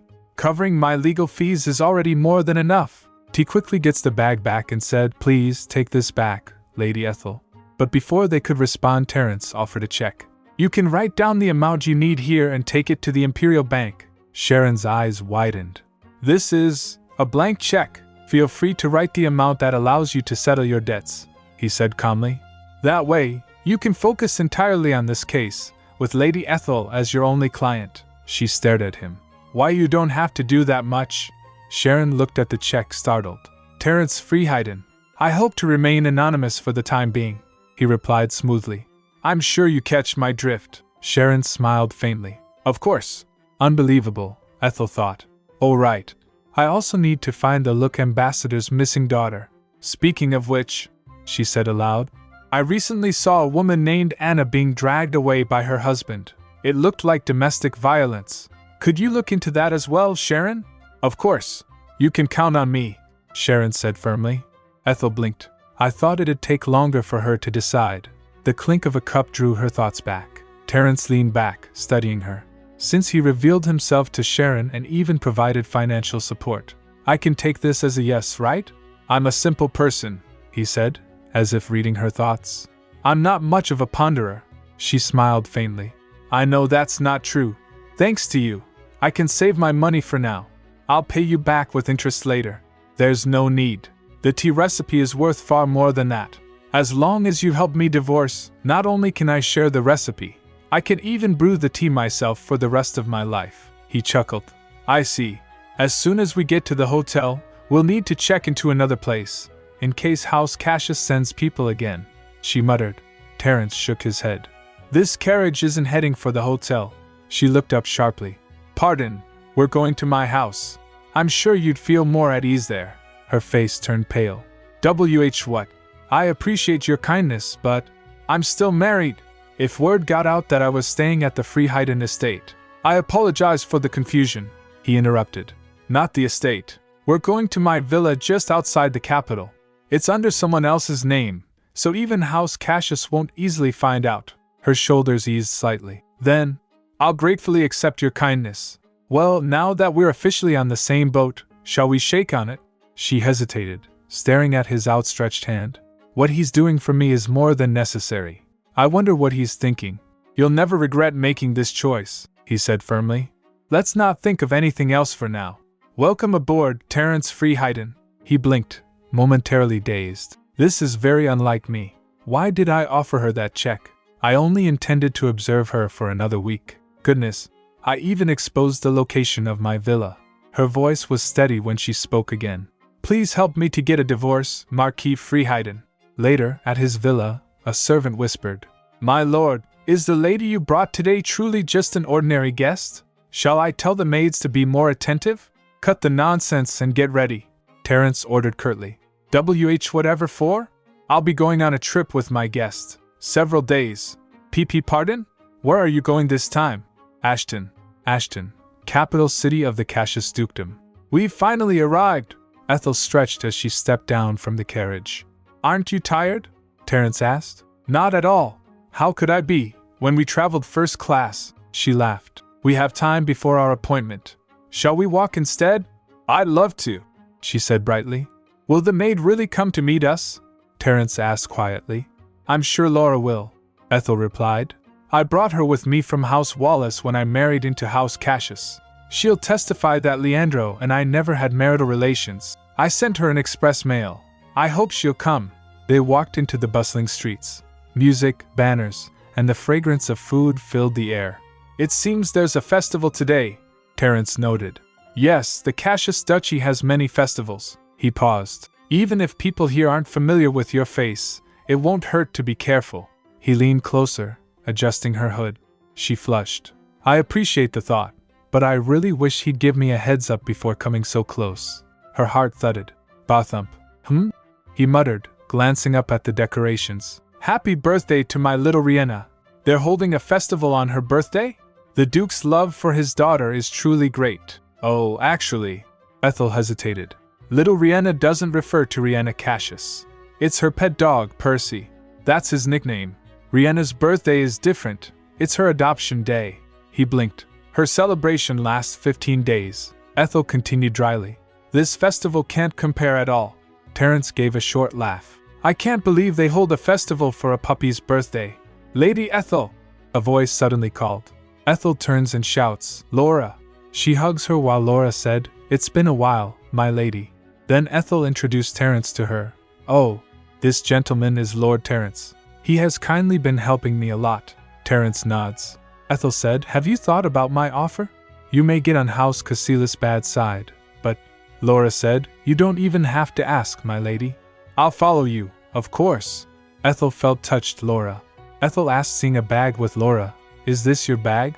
She replied, Yes, I've resigned from House Cassius, so I can leave with you right away. Ethel grabs her hand asking, Then shall we go to the train station? But as she touched her hand, Laura shouts, Ouch! Ethel turned surprised. She asked, What's wrong, Laura? Did you hurt your hand? Laura replied nervously, And no, my lady. Ethel said, It's all right. Tell me what happened. Then Laura starts crying saying, I'm sorry. Actually, I didn't quit. I was fired. Shocked, Ethel asked, What? Who did such a thing without my permission? Laura replied that the head maid did. Laura tells, it happened the day before your letter arrived. The other maids were bringing Lady Riena's portrait. To be hung in your room, my lady. Ethel shouts, how absurd. Laura continues, I was trying to stop them when an ink pot fell on one of portrait. Ethel asked, is that why the head maid fired you? Her hands were full of bruises, she said, far from writing me a recommendation letter. She said I should be grateful to her for not making me pay for the ruined painting. Ethel thinks the head maid did this herself. Laura must have been completely at a loss since working as a maid is all she's been trained for. Laura said while crying, please forgive me. I lied because I was worried you'd be upset if I told you the truth. Ethel said, I am upset. But only because you, who are precious to me, got hurt. Laura felt touched and hugs her while Ethel glares at Terence, and he nods. Ethel thinks House Cassius is one of the 5 ducal families of the empire. This great family has been defending the northern region of the country for a long time. I just remembered something I should do while I'm still. Ethel Cassius. Meanwhile at a place, the maids were celebrating Percy's birthday. Percy was their dog. Maid shouts, happy birthday, Percy. Ruth Day. Suddenly the door slam opens. Ethel came along Terence and Laura. Seeing her the maid shouts, oh Lady Ethel. We didn't receive any notice. Lord Leandro said you'd be staying in the capital a little longer. Ethel thinks, it seems the news about our divorce has yet to reach here. She noticed something which a maid was holding and thinks, it's just as I expected. She glares and said, Laura, who did you say dared to hang Riena's portrait in my room? Did I ask you to hang Riena's portrait in my room? The maids replied, and no, my lady. Ethel said, since when do maids change their mistress's room arbitrarily? Is there such a custom in House Cassius, HM? The maid replied, oh of course not. Ethel asked, then why did you try to hang it in my room? The maid said, I just thought you'd like it. Ethel thinks, it seems the people in this house are certain that everyone in the world will love Riena just like themselves. What are they, a religious cult? Ethel pointing toward some maids said, no more excuses. You and you 3 are fired. Don't even expect to get recommendation letters. The maid shouts, my lady. Please don't do this. Please let us stay beside Lady Riena. The head maid came and said, would you please stop now? She bowed in front of Ethel and said, my apologies. We should have been prepared to welcome you properly, but we didn't get any word about your arrival in advance. Please forgive us. Laura gasped seeing her and hides behind Ethel saying, it's the head maid. Ethel said to the maid who was holding the box, you over there. What is it that you are holding? Bring it over here. The maid gets startled, pardon. And me, my lady? While opening the box Ethel thinks, I'm going to start a very important conversation now, and I need this for this talk. The head maid said, that's a magic artifact for Lady Riena. Ethel said, I'll deliver this to her myself. I'm heading back to the capital soon. The head maid bowed and said, it was I who made them hang the portrait in your room. If someone is to be punished, it should be me. Ethel thinks seeing her, the head maid used to be Riena's nanny. It's no surprise that she's Riena's biggest fan. Then Ethel said, who gave you the right to lash Laura, my personal maid, and throw her out? The head maid said, it is within my authority to supervise all the maids in this house, my lady. Ethel said, you are wrong. That authority is given to you by me, the lady of this house, and my personal maid is not subject to your supervision. If you're the head maid, shouldn't you know better than that? I can't help but think Riena is a poor judge of character since she's the one who recommended you as the head maid. The head maid shouts, you can't speak about Lady Riena like that, my lady.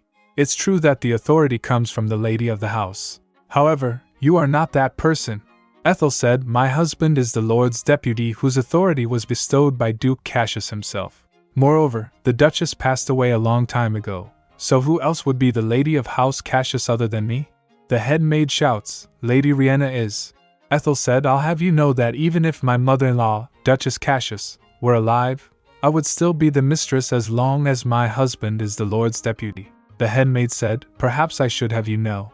The lady of this house is the one who holds the key to the treasure room. And its holder was, is, and always will be Lady Riena.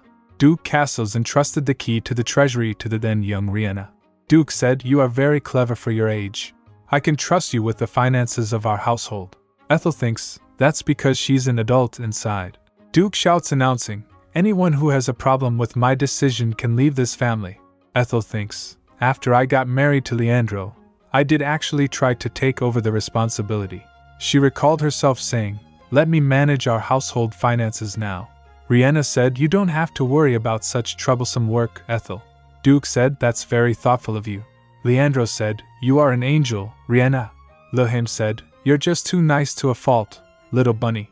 Ethel thinks, seeing them, "Well, this is a wealthy family after all. It may not be so bad for me to lead a carefree life." Meanwhile, the headmaid said, "If I may be frank, technically, you have no authority to punish nor fire us, my lady." Ethel thinks, "One thing I know for sure is that it was resignation, not contentment, that made me accept the way things are in House Cassius." Ethel shouts, "How dare you take me for a pushover? I'll tell my husband every single detail about this impertinent attitude of yours." The headmaid said, "I beg your pardon, but the young master also said that Lady Riena should continue to be in charge of household affairs." Ethel thinks, holding the box which was a recording device, "Yes, I've just secured strong evidence. This will be a critical piece of evidence at my divorce trial. It proves that Riena has been holding the authority that should have been mine, and not only has Leandro been aware of the fact, but he also has been going along with it." Ethel asked, "Is that so? That means I can't do anything whatsoever about you." The headmaid said, "Nevertheless, as your servants, we'll serve you well as we have thus far." Ethel turned, saying, "Don't bother. I'll just go to my room.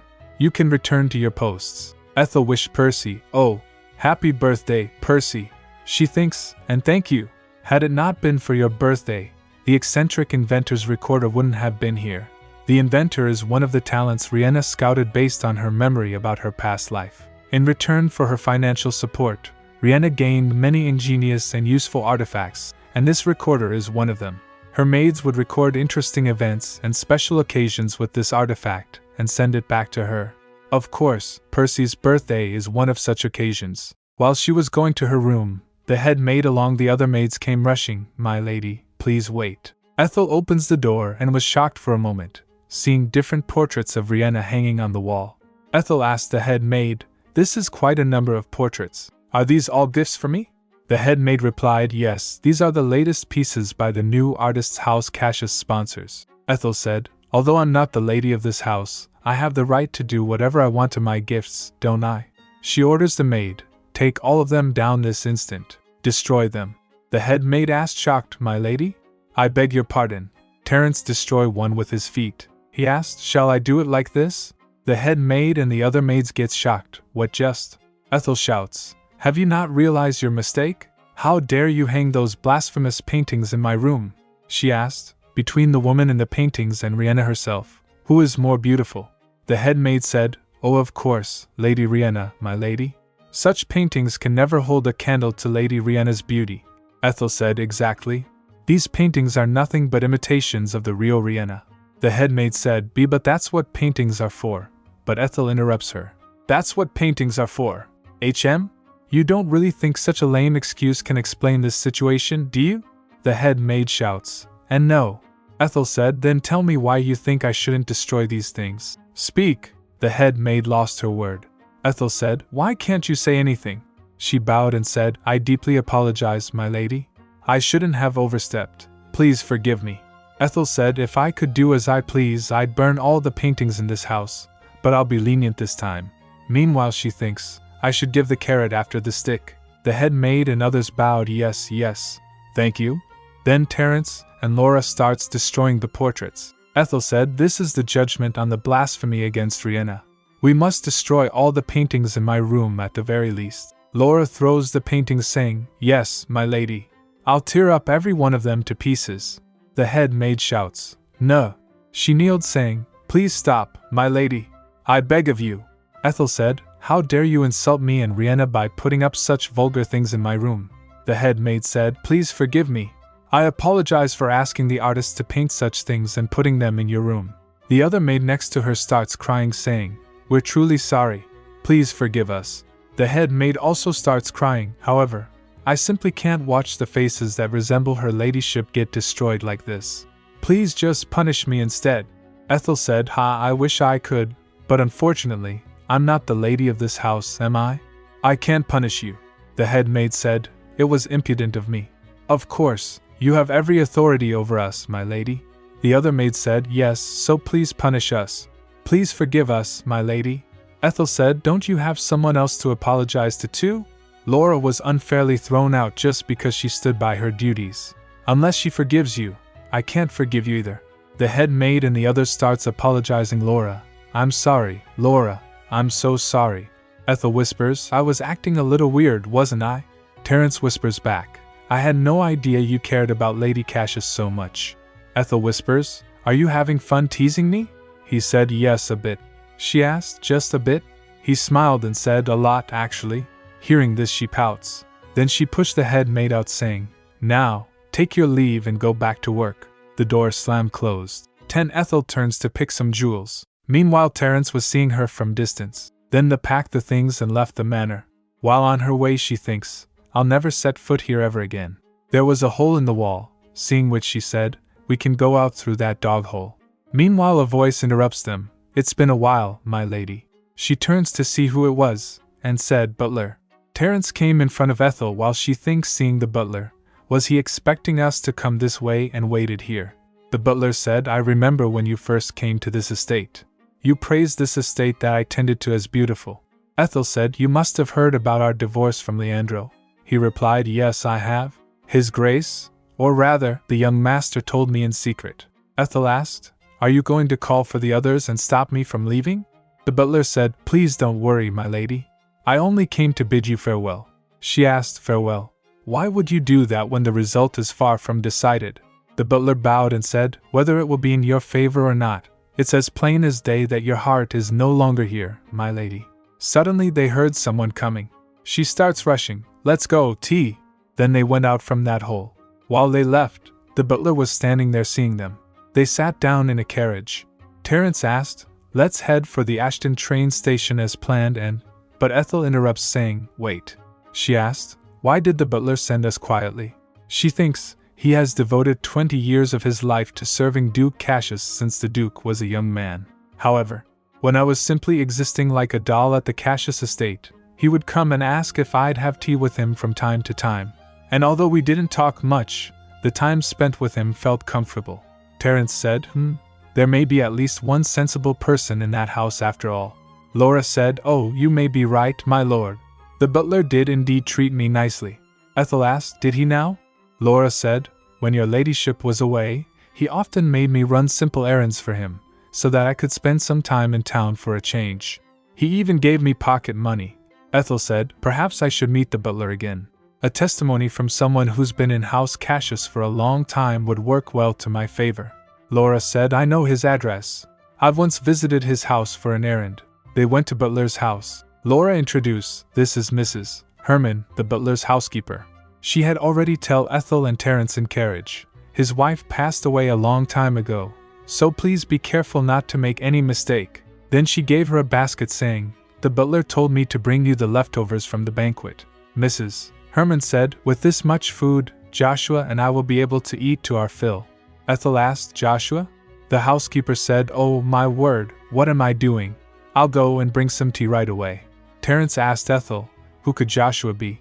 Ethel thinks, Joshua is the butler's only son who made a single appearance in the novel. He came across Riena at the Cassius estate when he was young and fell for her at first sight, so he gave her a handmade gift. Unfortunately, the Duke witnessed the scene and exploded.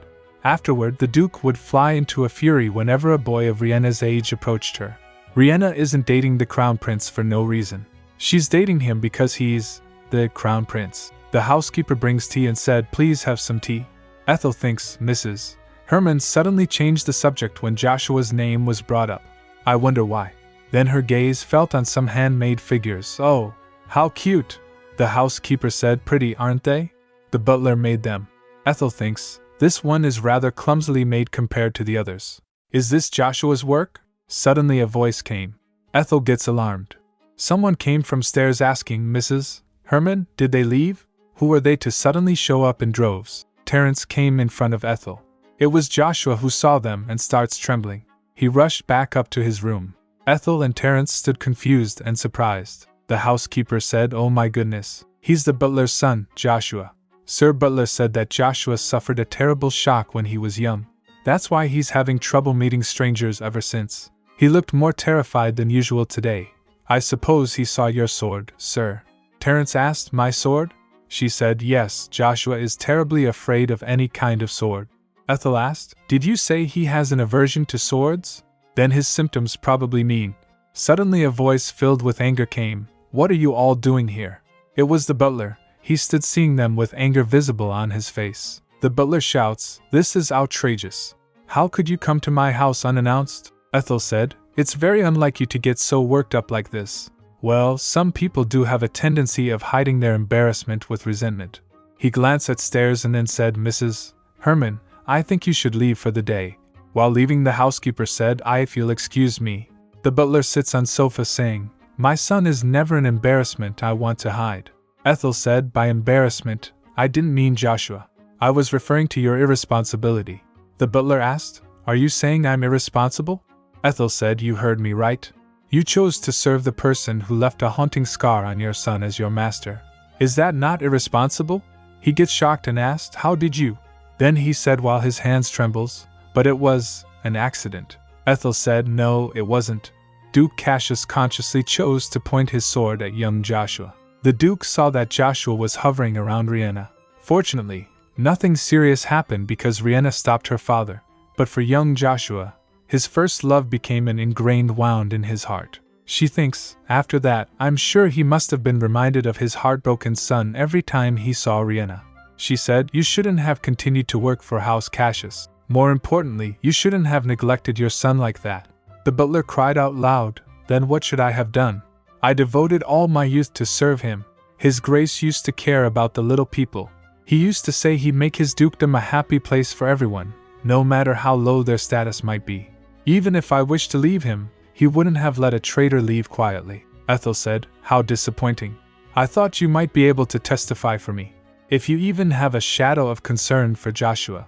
If you wish to receive a proper apology from the Duke and cure your son's wounded mind. She gives him the handmade statue of him made by Jasuha and said, Come to me. You can reach me through my lawyer in the capital, Sharon Maitangs. Since you've been living as Duke Cassius' loyal servant, how about spending the rest of your life as your son's father? They went to a hotel and Ethel said, The last train is long gone. Let's stay the night at a hotel.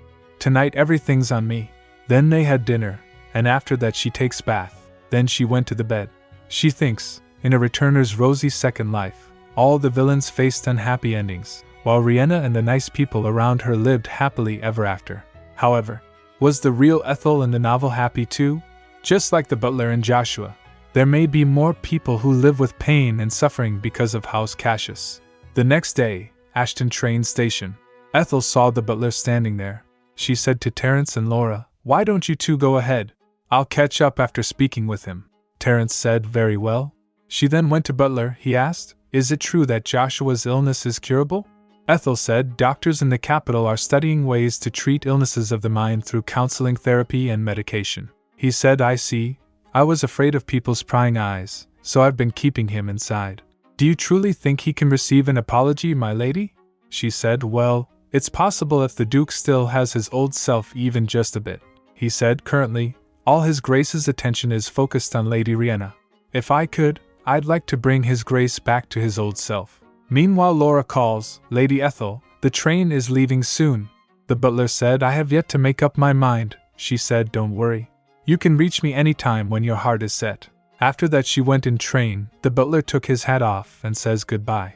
Next day Ethel and Terence were having tea. She asked, What do you think? He said, This is it. Why does the tea not taste like this when I make it?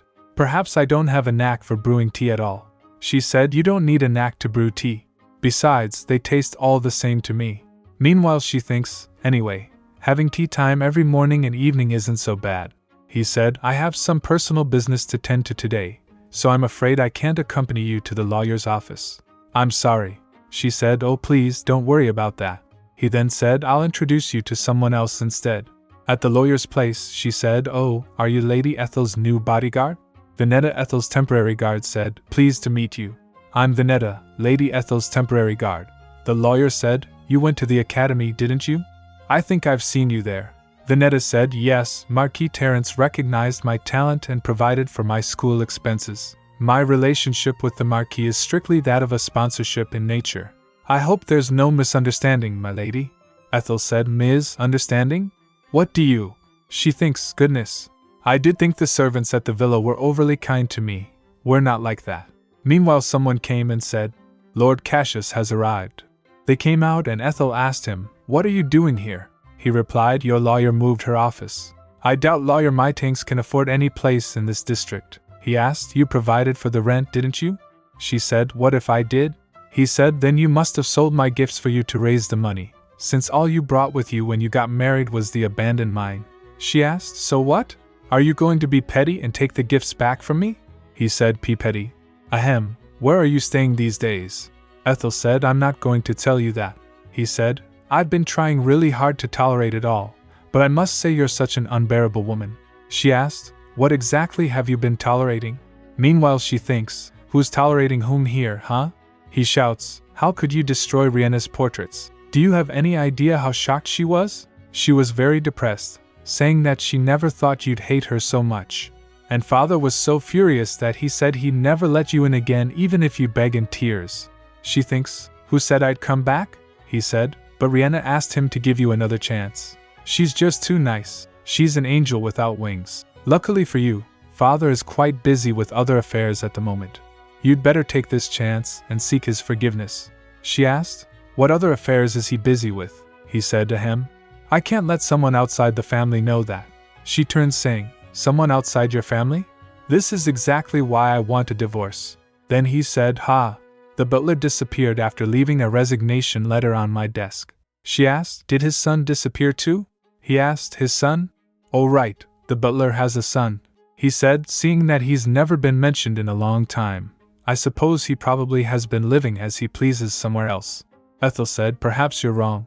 He might have a reason not to mention him. He said, That's absurd. The butler has been with my family for a long time. We are like a family. She thinks like a family. You and the butler. I'm not sure if the butler will decide to side with me. At least he didn't seem to ignore what I said. He said, Father suspects that he's been kidnapped. Ethel turns thinking, That's what he wants to believe. She said while leaving, You should leave now. But he tries to stop her. Wait. I need you to come with me. She asked, Why would I go with you? I don't trust you. He said, I reserved a table at a nearby hotel restaurant. She said, I don't want to speak with you anymore. He said, You can speak with someone else. He said, Actually, Countess Wallace is waiting for you. She thinks, Looks like the time has come. In the novel, Ethel is a poor noble lady who sacrifices herself for her family. There's no way the Wallace family would agree with this divorce, especially when they're financially dependent on House Cassius. However, that's the story of the real Ethel Wallace, not mine. Then she said, Fine, let's go. They starts walking and Venetta joins them. Seeing her, he asked, Who's that woman? Ethel said, Can't you see? She's my guard. He said, So you fired the arrogant fellow from the other day. Good for you. They starts walking towards their destination. After reaching there, murmurs filled the air. That man over there, isn't he Leandro Cassius? Oh, the Duke's son who's getting a divorce? Then is the woman next to him. They enters the room where Countess was waiting for them. She said, Ethel, my dear, it's been so long. Let me see your face. Venetta came in front of Ethel and said, Halt. You can't approach Lady Ethel without her permission. The Countess said, Excuse me? I'm her mother. Venetta said, I'm afraid there's no exception. You must have her permission first. Leandro shouts, How dare you? This is a family matter. Back off. And Ethel cuts him up. You back off. He shouts, Ethel. The Countess said, Please don't worry, my lord. It seems this guard is overly enthusiastic about her work. Then she said, Can you give your mother a hug, Ethel? But Ethel replied straight, No. The Countess, shocked, asked, What? Ethel said, I said no. Don't come close to me. Leandro said, Ethel, how cold of you to say that to your mother. Ethel said, Countess Wallace, as of today, I will cut all my connections with you and the rest of the Wallace family. Shocked Countess said, What are you? If we made you upset somehow. But Ethel interrupts saying, From today onward, I will not lend you any money, nor will I continue to pay for Hollis Wallace's debts. Leandro said, Ethel. The Countess grits in anger. Then she shouts, Shut your mouth. Leandro said, See, Countess? She gasped, then she said, Oh my, I was so angry that despite myself. Ethel thinks she can't keep her temper even for a moment. I can see how she usually treated Ethel. She asked Leandro, Would you please excuse us for a moment? I'd like to talk with my daughter alone comfortably. He said, Of course. She said, My daughter is usually very gentle. She cares about me and her father very much. He left saying, Please rest easy. I'm sure she'll soon realize her mistakes and return to her usual self. While leaving, he said to Ethel, I hope you'll talk it out well with your mother, Ethel. Then he left and closed the door. The Countess turns towards Vinetta and said, I'd like you to stay outside too. But she replied determined, No way, ma'am. The Countess said, Oh please, just want to have a mother and daughter time. The Countess felt annoyed but then straightened her expression. Then she noticed a boy behind them and asked, Who are you? How long have you been here? He said, I am a messenger. I was here from the beginning. Before they left the lawyer's office, the lawyer said, Lady Ethel, I think you should bring Cobble with you. He can move nimbly and covertly. You can send him to me if you're in a pinch. The Countess said, I don't care. I need you to leave at least. But Ethel said, No, stay, Robbie. Then she sat down on the table and Countess said, Have a seat, Ethel. I'd like to see you enjoy this scrumptious spread. Meanwhile, Ethel thinks, What a two-face.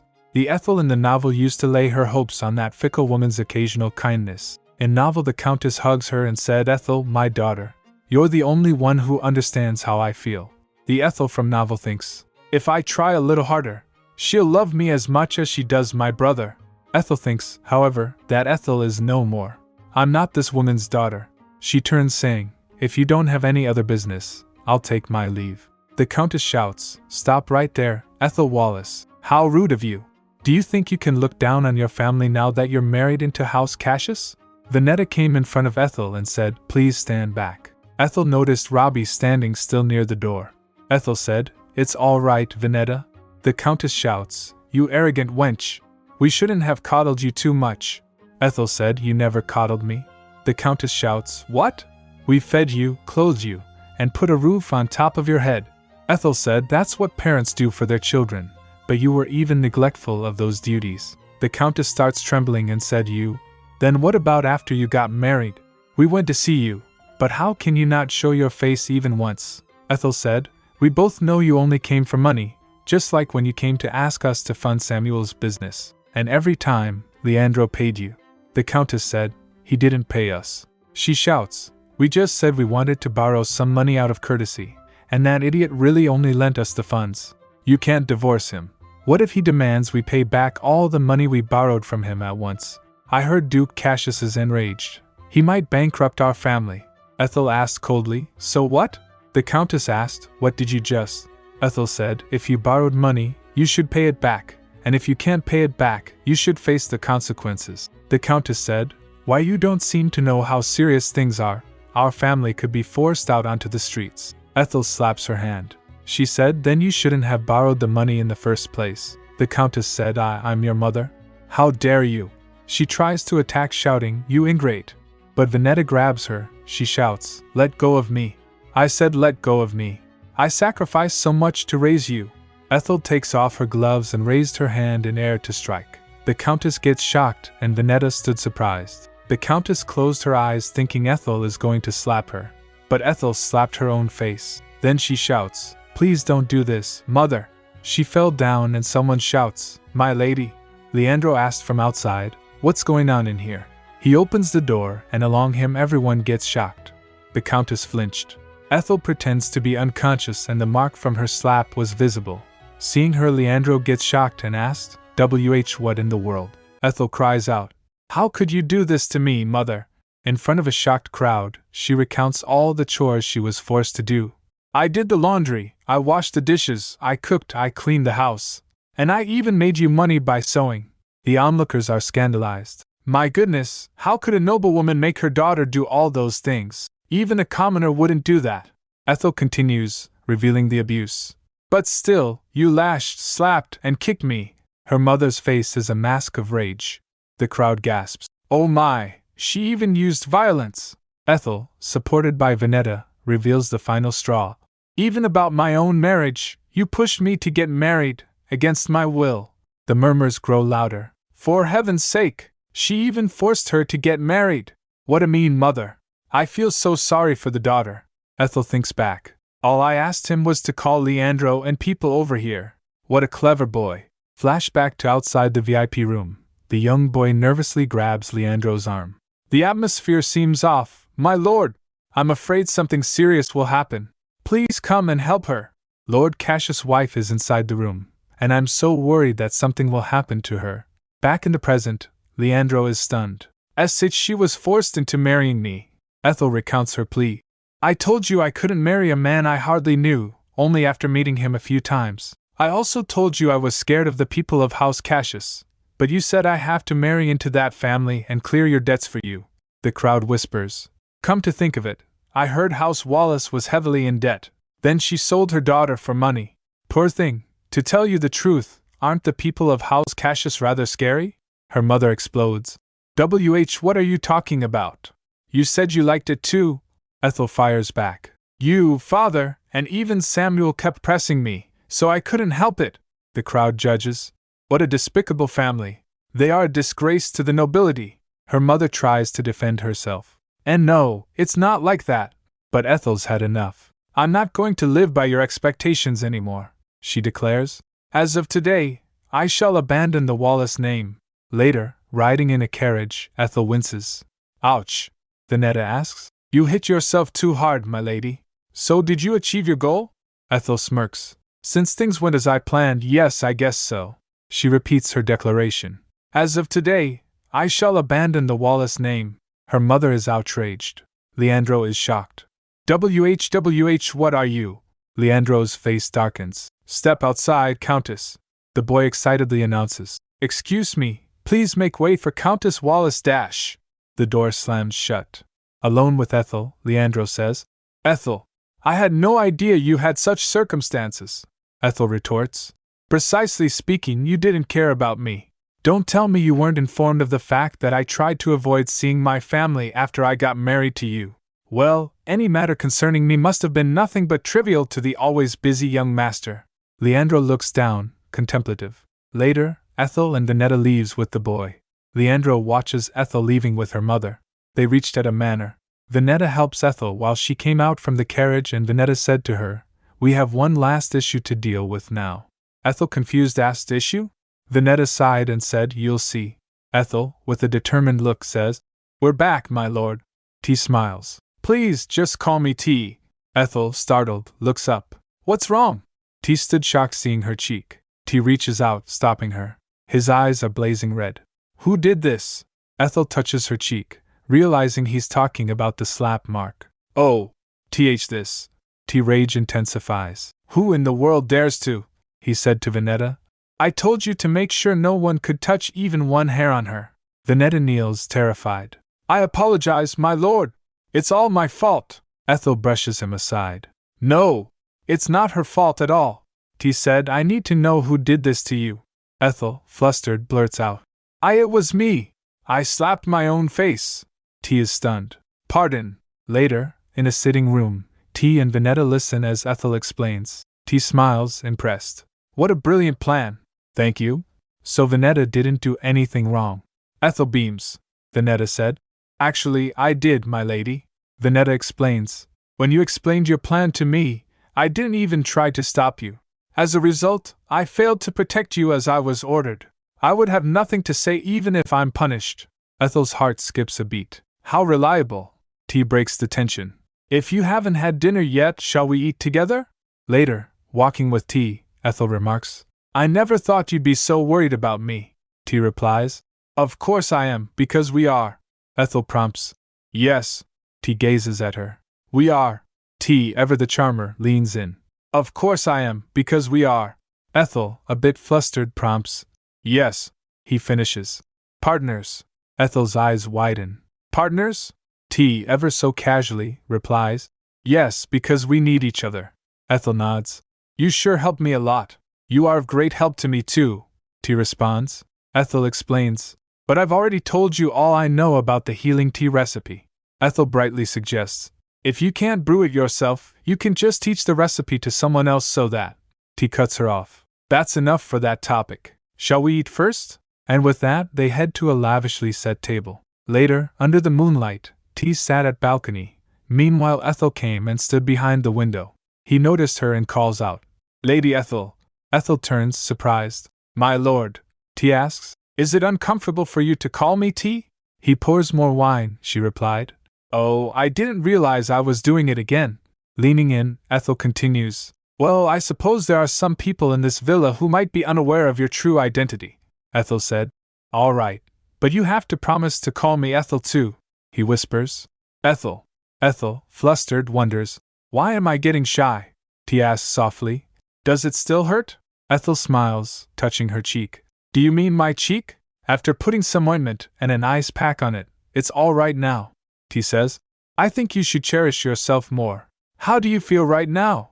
I'm sure it wasn't easy for you to completely cut off such important family ties from your life, Ethel replies. I feel fine. Ethel thinks to herself. I'm actually deeply despised by my father's wife. If I could, I would have severed my connections a long time ago, Ethel said. Your situation seems to be much more serious than mine. T shrugs. No, it's more or less the same. Ethel smiles. Thank you for comforting me. T responds. Don't mention it. That's what partners are for, Ethel thinks. I used to feel ill at ease when I was left alone with Leandro, but I feel so comfortable with T even though we've known each other for less than a month. T then asks, do you have any plans after your divorce, Ethel? Ethel answers, I haven't thought out the details yet, but I'm going to leave the Empire. T, surprised, asks, pardon? Ethel explains, once the trial begins, the whole nation will get to know who I am and gossip about me. I don't think I can handle such publicity. She thinks, above all, I can't bear the sight of House Cassius. Riena will marry the crown prince and eventually become the empress who is loved by the people. Ethel continues internally. Following that, Duke Cassius will rise to the pinnacle of power. Moreover, House Wallace won't leave me alone for sure. So I'll just move to another country and live off the money from the Anala mine. She thinks happily. Money is the best. Ethel then considers. Maybe I should ask Laura to come with me. Once I settle down, I should invite Sharon and Vanetta to visit too, as well as the closest one among my newest friends, the person who's before me right now. Ethel noticed his expressions and asks, T, what's wrong? He asks, are you really going to leave? She said, I'm sorry, I didn't think I needed to tell you that. T responds, that's not something for you to apologize to me for, of course not. I suppose I considered myself more important than I actually am.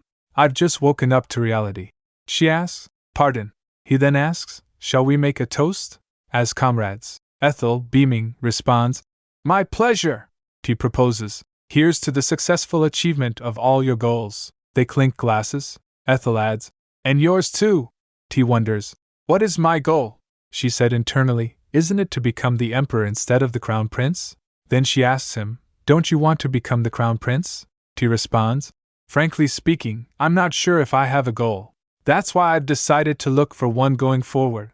Ethel smiles, I'm sure you'll find the best goal for your life. T thinks, if only I could do just that. Later that night, they sat there for hours while having drinks, but T looks on with a somber expression.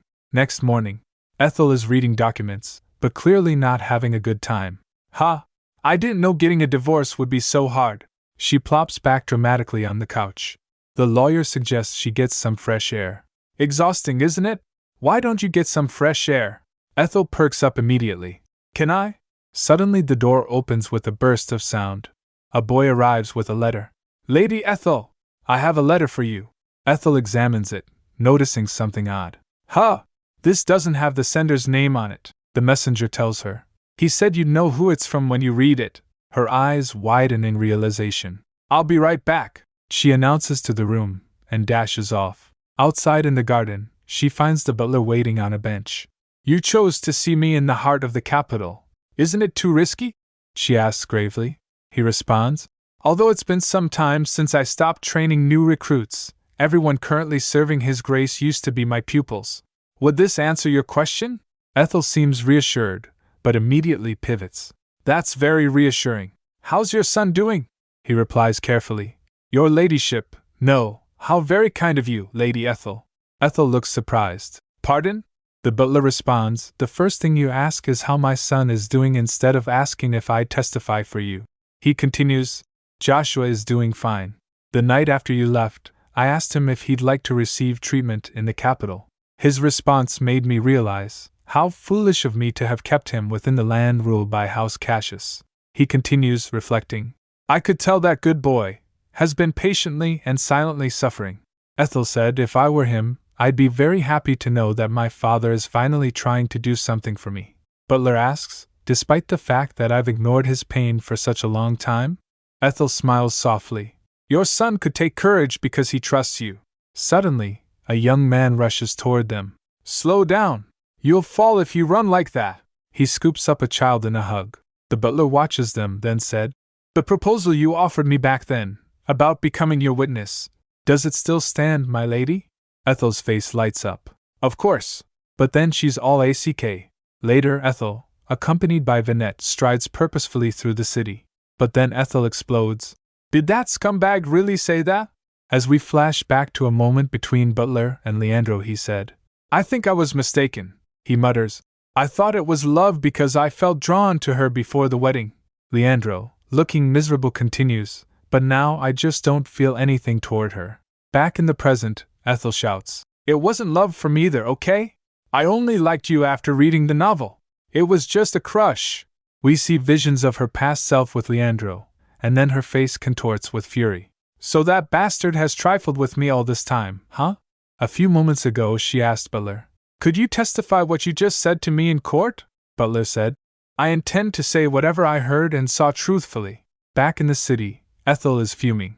Ugh, it's my loss if I get angry. A newspaper vendor calls out. Newspaper! Newspaper! Ethel realizes. Thanks to that, I've obtained a crucial testimony, right? A newspaper vendor approaches and Vinette yells. Yikes! Ethel reassures her. I'm fine, Vinette. She buys a paper. I'll take one. The vendor is thrilled. Thank you. It has very interesting news about Lord Cassius. Ethel groans. Ugh, not that bastard again. She and Vinette look at the headlines. Breaking news. With the public attention fixed on the impending divorce of the young Cassius couple. Multiple witnesses who participated in the event have said that Lord Leandro Cassius was unusually intoxicated at the banquet hosted by Count Felix yesterday. One of the attendees, who requested to remain anonymous, told the paper that Lord Cassius' tremendous emotional distress, which presumably is what led to such unusual behavior. Ethel crumples the paper in disgust. My goodness, they even put up an ad. People would think that he's a hopeless romantic. The ad was, Ethel, it's all my fault. Please come back to me.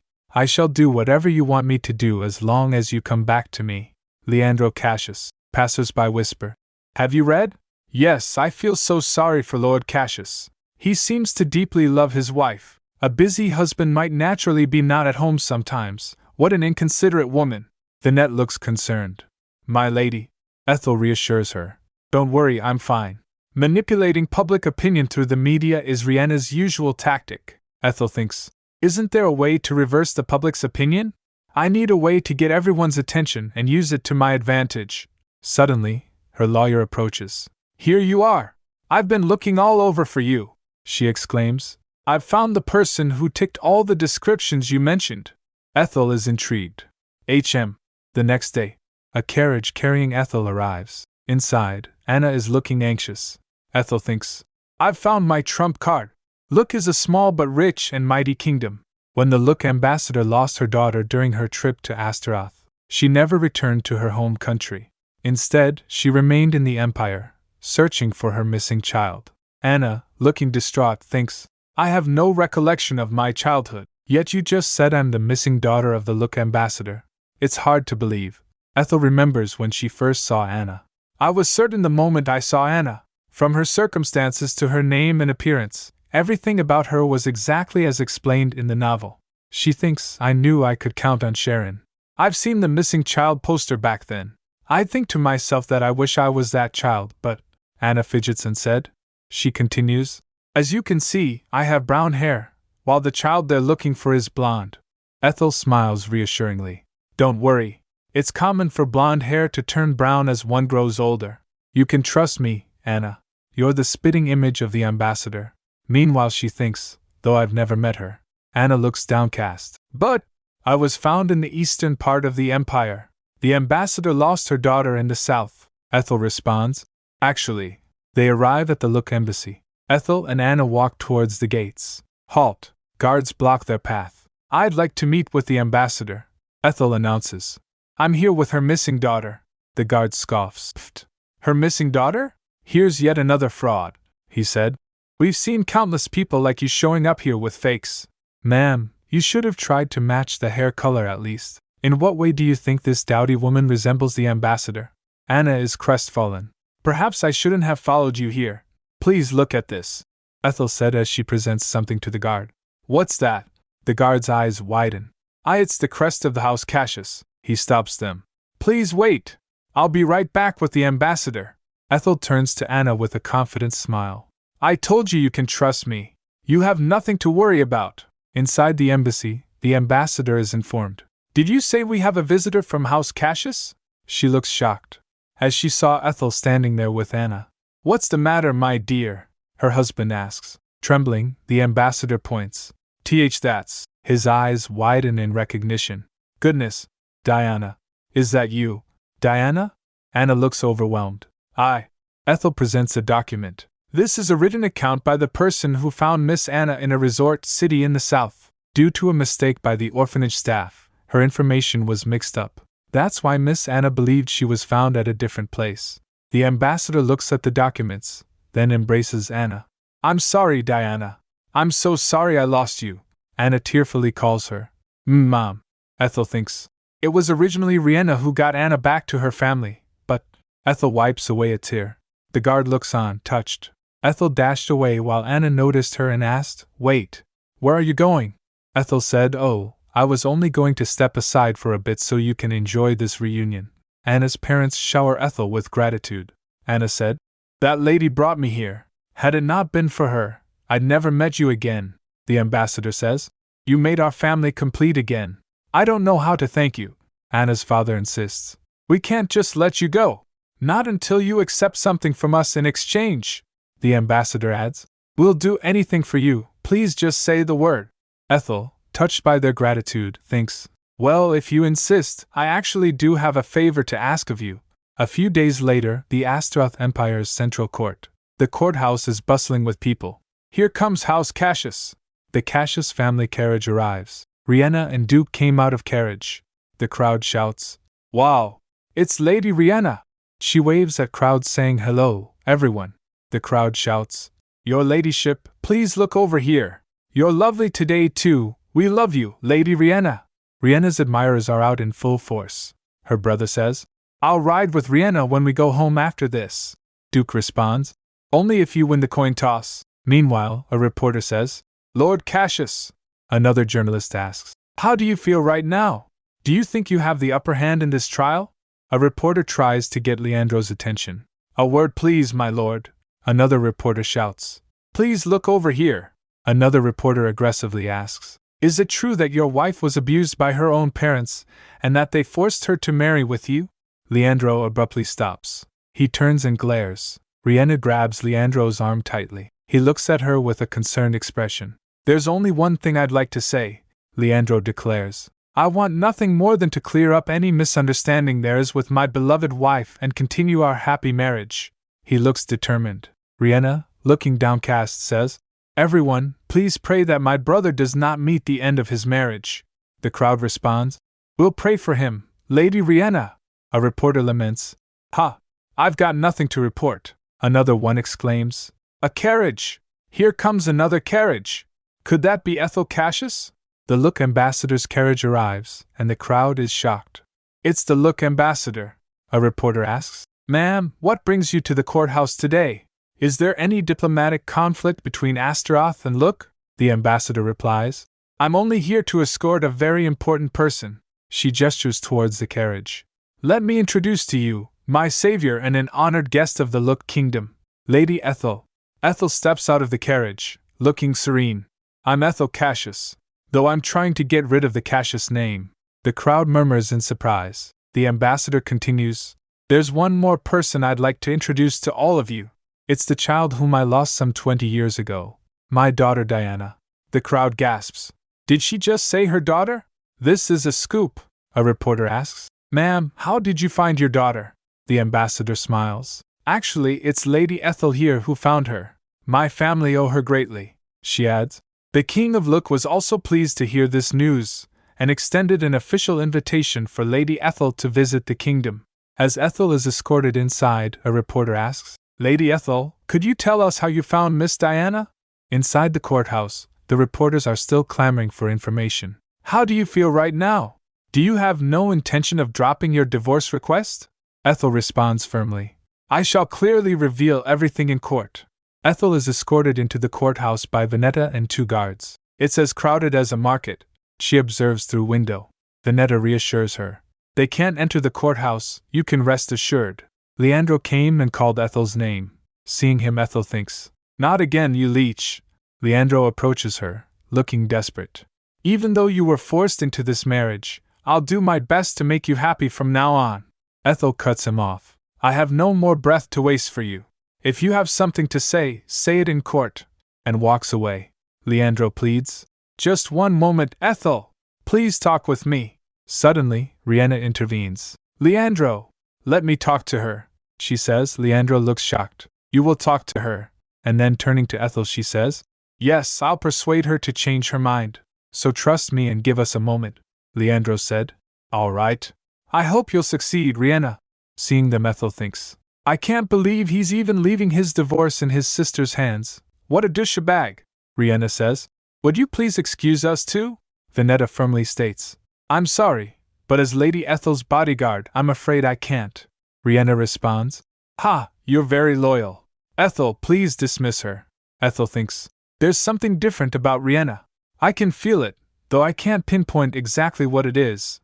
Ethel said, "Venetta, please leave us for a moment." Ethel and Riena face each other, and Riena takes Ethel's hands. Startled, Ethel asks, what are you doing?" Riena says, "I heard from Leandro that you were treated poorly by your family. Oh, how hard it must have been for you." Ethel cringes. Riena continues tearfully, "I understand how you feel. When I was in the orphanage, I was abused by the director too. He was a really bad man. He used to starve me and even hit me." Ethel thinks, "I know that you're the one who reported the director to Duke Cassius, and got him punished." Riena said, "So I know how you feel better than anyone else, Ethel." Ethel looks at her cautiously. Riena's smile widens. "Let me help you take revenge on House Wallace." A flashback shows her parents, looking sinister. Ethel thinks, "Revenge?" Riena looks intrigued. "Not only that, I also promise to make sure Leandro treats you well. So, please retract your divorce request." Ethel's quiet, but inside her head, it's a battlefield. Ha! The real Ethel might have accepted this proposal. Riena is right there though, and she's having none of it. We get a flashback montage of Riena's crucial role in Tara's revenge in the novel. Riena's got the power, the ability to make this revenge a success. Back to the present, Riena's grabbing Ethel's hands, her eyes wide with concern. "I already warned House Wallace to stay away from our estate." Ethel doesn't doubt that she meant it when she said she'd help her. "But Ethel, oh Ethel. However, I'm neither Tara nor the real Ethel." "Riena." Ethel's voice is soft as she looks straight at Riena. "I appreciate your offer, but I have no intention of seeking revenge. Please, if you truly understand me, help me divorce Leandro." Riena is floored. Why do you not want revenge?" Riena's desperation is palpable, grabbing Ethel's arms, shaking her slightly. "They're bad people. They deserve to be punished." Ethel slaps Riena's hand. She left saying, "You have to understand that people have different values." Riena can't believe it. "Can't you just stop now? Leandro is deeply repentant of his mistakes." She tries to reason with Ethel. "Father and Leham also said they'll be nice to you in the future." But Ethel isn't budging. "I'll stop when Leandro agrees to our divorce." Riena's not giving up though. "Do you think life after divorce is easy? You'll be gossiped about for the rest of your life." Ethel turns away hearing this. Riena continues, "You'd better stop when I can still persuade Father and Leham for you. Keep this up and it'll be too late when you decide to return later. You'll only hurt more then."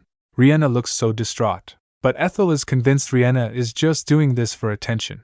Oh, so she thinks this is all an act to get more love and attention, and that this lawsuit is nothing more than a means to show my discontent.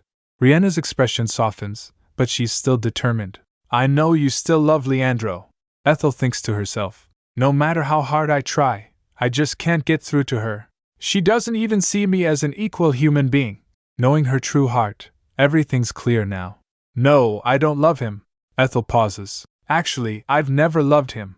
Riena's eyes widen in shock. Ethel reflects. I did like Leandro. After all, he's the first character that I was familiar with in this strange world, who also freed me from the hellish life with House Wallace. Ethel continues to reflect. In hindsight, I only wanted a true family of my own, and that had nothing to do with love. Ethel said, it was a loveless marriage from the start. Riena interjects. But not all married couples love each other. That's pretty common for arranged marriages. Ethel cuts her off. I was always an outsider in House Cassius. Riena tries to reassure her. That's just because my father and brothers are awkward at self-expressions. I'll make sure it won't happen again. Ethel's had enough. There's no need to bother yourself. With this trial, I'll sever all my ties with House Cassius. And that includes you too, Riena. Riena is stunned. What? But even with Leandro out of the picture, we're still friends. Ethel says coldly. Like I said before, I don't like you. We're not friends. Riena's voice cracks. That's a lie. Ethel turns and walks away. Riena reaches out desperately. Wait! Ethel, please listen to me. Ethel! But Venetta stops her. She grabs Riena's arm while she shouts. Ethel! Suddenly, flashbacks of Riena with her family flood Ethel's mind. Riena genuinely loved the characters of a returned Rosie's second life. Riena interrupts her thoughts shouting. Ethel! Riena is desperate. Why can't you understand? Who do you think I'm doing this for? It's all for you, Ethel! Riena shouts with her face being red. How the heck are you going to live in this harsh world without House Cassius? Ethel is stone-faced. Watch your mouth, Riena. Riena, realizing she's gone too far, is terrified. It was a mistake, please forgive me. Venetta, who is still holding Riena's arm, seems annoyed. Riena said. But you're the one who first said something very harsh. Ethel asks. What did you mean when you said it was all for me? Riena said. It's just as you heard. I meant it would be safe and comfortable for you to remain under the protection of House Cassius. Ethel thinks to herself. That sounds like an excuse. I don't think that's what she meant. Riena, putting on a bright smile, says. Oh my, look at the time. I'll see you in a minute, Ethel. Riena leaves and Venetta asks. Should I have stopped her, my lady? Ethel responds. No, that could be seen as using physical force and be used against us in court. Ethel thinks to herself. She didn't seem like the Riena I've known. Ethel thinks. Wait, the Riena I've known. Just how much do I actually know about her? I read the novel, which is essentially Riena's life story, numerous times, but does that mean I know everything about Riena Cassius? Ethel recalls scenes from the novel. She concludes, I simply thought everything that's happened so far was due to everyone's excessive love for her, but Riena's smiling face appears in Ethel's mind. What is Riena really like? Riena, walking down the hall, thinks, Phew, it was so unlike me to get worked up like that. I don't need to be nervous. She went to the room where her family was waiting. I'm back, Leandro said. Welcome back, Riena. Riena sees Leandro and others waiting for her. But Riena is thinking, because I know for sure this divorce won't go through. Leandro, looking nervous, asks Riena, how did the talk go? Riena shakes her head, looking defeated. Duke reassures her. Riena, you don't have to care about such an ingrate. But Riena retorts, but it's true that what we did to her was wrong. Duke scoffs. Wrong? She's just throwing a tantrum for not getting enough attention, just like a baby. Duke Cassius sips his tea, adding, did you really have to make a fuss, refusing to divorce, and make your sister hear unpleasant things? Riena defends Leandro. No, Dad. It was my idea to talk to her because I also want her to come back. Riena, ever optimistic, declares, don't worry, we'll definitely win this case. She then asks, how about dining out after the trial? Duke and Lehaim are silent, and Riena wonders, why? What's wrong? Lehaim smirks. Oh, you haven't heard it yet, little bunny. While you were with Ethel, we learned that things have gone a bit awry. Here, read this. Riena takes the newspaper, questioning. The paper? What? Is there something big going on? The headline reads, Look, Ambassador's daughter returns after 20 years of being missing. The wife to Lord Cassius was said to have contributed to the family reunion. Riena is shocked. This is, Lehaim explains. She rode the Look Embassy's carriage here. Apparently, there was a big commotion outside after we came in. The newspaper quotes the ambassador's daughter. I'd been abused by my violent husband for a long time, and Not a single day went by without me wishing to separate from him, but that was impossible, she continues. After all, the law wasn't on my side. I sincerely hope our society no longer sacrifices individuals in the name of household peace. Lohame is incredulous. I can't believe news like this broke out at such a critical time like now, Leandro adds. It's all well and good that the ambassador found her daughter, but why did she have to meddle in other people's family affairs? Riena looks down, realizing. The daughter implicitly expressed her support for Ethel's divorce. She clenches the newspaper, thinking, if we're not careful, House Cassius can be seen as the villain who oppresses the victim. Riena tries to reassure them all. There's really no need to worry. Some people might favor Ethel now, but there's no reason why we'll lose the case.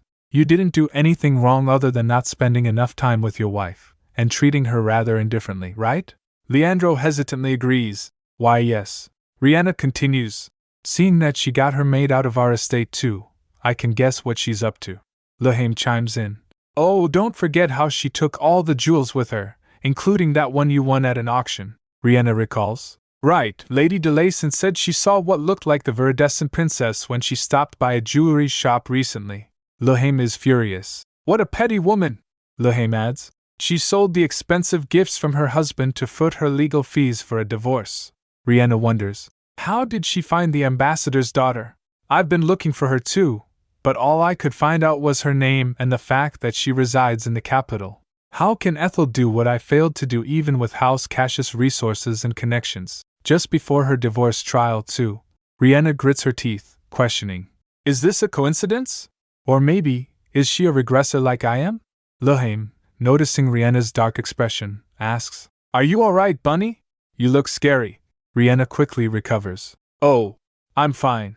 I was just wondering how she found the ambassador's daughter, Lohame said. You know Ethel's lawyer specializes in divorce cases, right? It seems that she happened to meet the daughter at her lawyer's office and thought she resembled the ambassador. Riena then asks Leandro. Leandro, has Ethel met with the ambassador before? Leandro answers. Who knows? Riena's eyes narrow. Is there anything you know about your wife? Leandro, startled, stutters. Riena. Riena gasps. I am sorry, I've been a bit tired lately, Leandro explains. Well, she might have met the ambassador in passing when we were in the capital to attend family gatherings. She went out by herself most of the time. She thinks to herself. Yes, that's impossible. It's not like regressing is a common occurrence. Moreover, I didn't get the impression that she remembers her previous life, nor did she seem to have the goddess's blessing like me. A clock chimes, signaling. It's almost time for the trial to start. Riena resolves. I should focus on the case for now.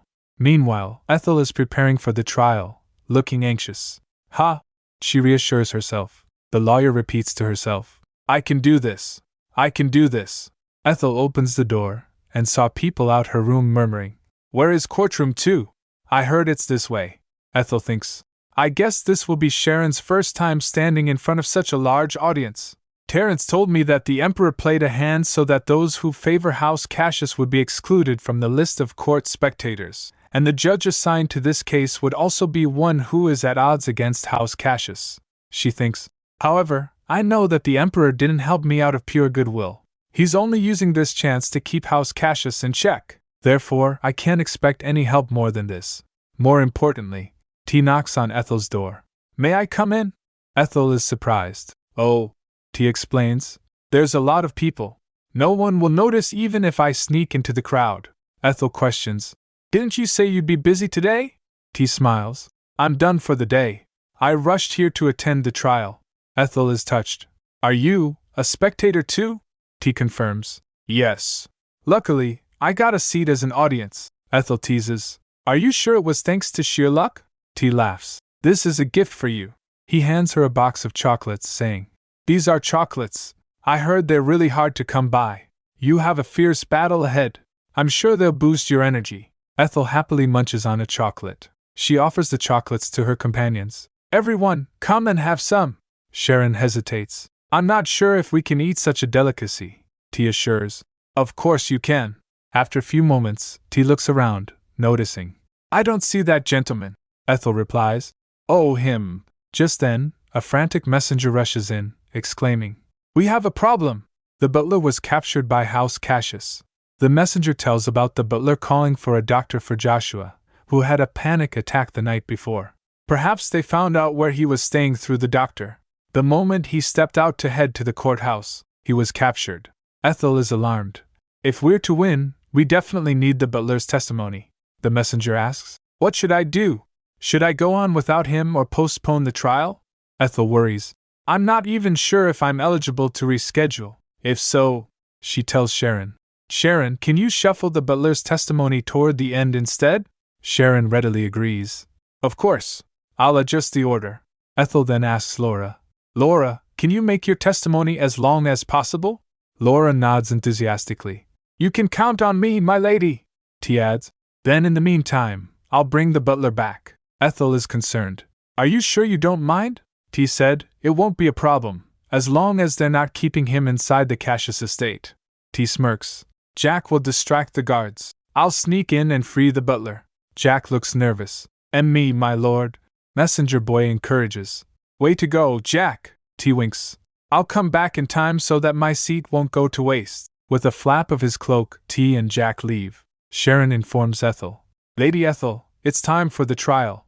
Laura nervously clutches her purse, and Ethel reassures her. "Don't worry, Laura." Ethel smiles. "Shall we go then?" She thinks, "Let's trust Terrence, and focus on my own fight." The courtroom is packed. People whisper. "Are those people from House Cassius? They're all good-looking as people say." Others gossip. "Did you hear? Lord Cassius' wife was hit by her own mother." "I've heard. My friend witnessed the scene at the restaurant. Apparently, the husband, that man sitting over there, brought his mother-in-law to his wife that day. I feel sorry for the wife. I thought she's a very nice person based on what she did for the ambassador's family." Ethel observes. "The atmosphere isn't so bad. Well, it's natural that people are drawn to newer and more interesting news." Ethel watches Riena, thinking, "I'm sure Riena is racking her brain right now to figure out how I found the ambassador's daughter." Ethel smirks. "Think as much as you like, Riena, and don't mind about your brother's divorce." The judge bangs his gavel. "Order in the courtroom. The trial for divorce case G54HFD11 shall now commence. Let us first hear the plaintiff's case." Sharon begins. "Thank you, Your Honor. 2 years ago, on April 13th, year 652 of the imperial calendar, the plaintiff and defendant solemnly vowed before Goddess Mila that they would do their best for a happy marriage. However, the defendant not only consistently ignored the plaintiff's wish to spend time with him, but he also made no effort to maintain a normal marriage life on the pretext of being occupied by work. Worse yet, he even neglected the plaintiff even though he knew about the unfair treatment she'd been receiving in House Cassius. Nevertheless, far from repenting his mistakes, all he's done so far is make excuses and cause her distress and anxiety by threatening the plaintiff to have his people investigate or follow her in secret. Hence, according to the Civil Code Article 408, Paragraph 5, the plaintiff demands a divorce. Sharon concludes, "The plaintiff demands a quick divorce without seeking alimony nor property division." The courtroom murmurs. The judge asks Ethel, "Is that true, plaintiff?" Ethel replies, "Yes, Your Honor. All I want is a divorce and nothing else." Ethel thinks, "There were people who believed that I'm getting a divorce for money. That's not entirely false, but I know I need to give up a small gain to get the jackpot. The alimony would be small change compared to the profits my abandoned mine would rake in the future. It's the big picture of my future." Perel, chief legal officer of House Cassius, steps forward. "Your Honor, the case made by the plaintiff attorney is utterly outrageous. It is merely based on the plaintiff's misunderstandings which stemmed from different perceptions. Even if the defendant behaved as such, it was just because the circumstances were beyond his control. As soon as he was married, the defendant took over the duty of managing his family's dominion, and worked as the acting lord on behalf of his father. He could hardly take his meals properly due to the excessive workload.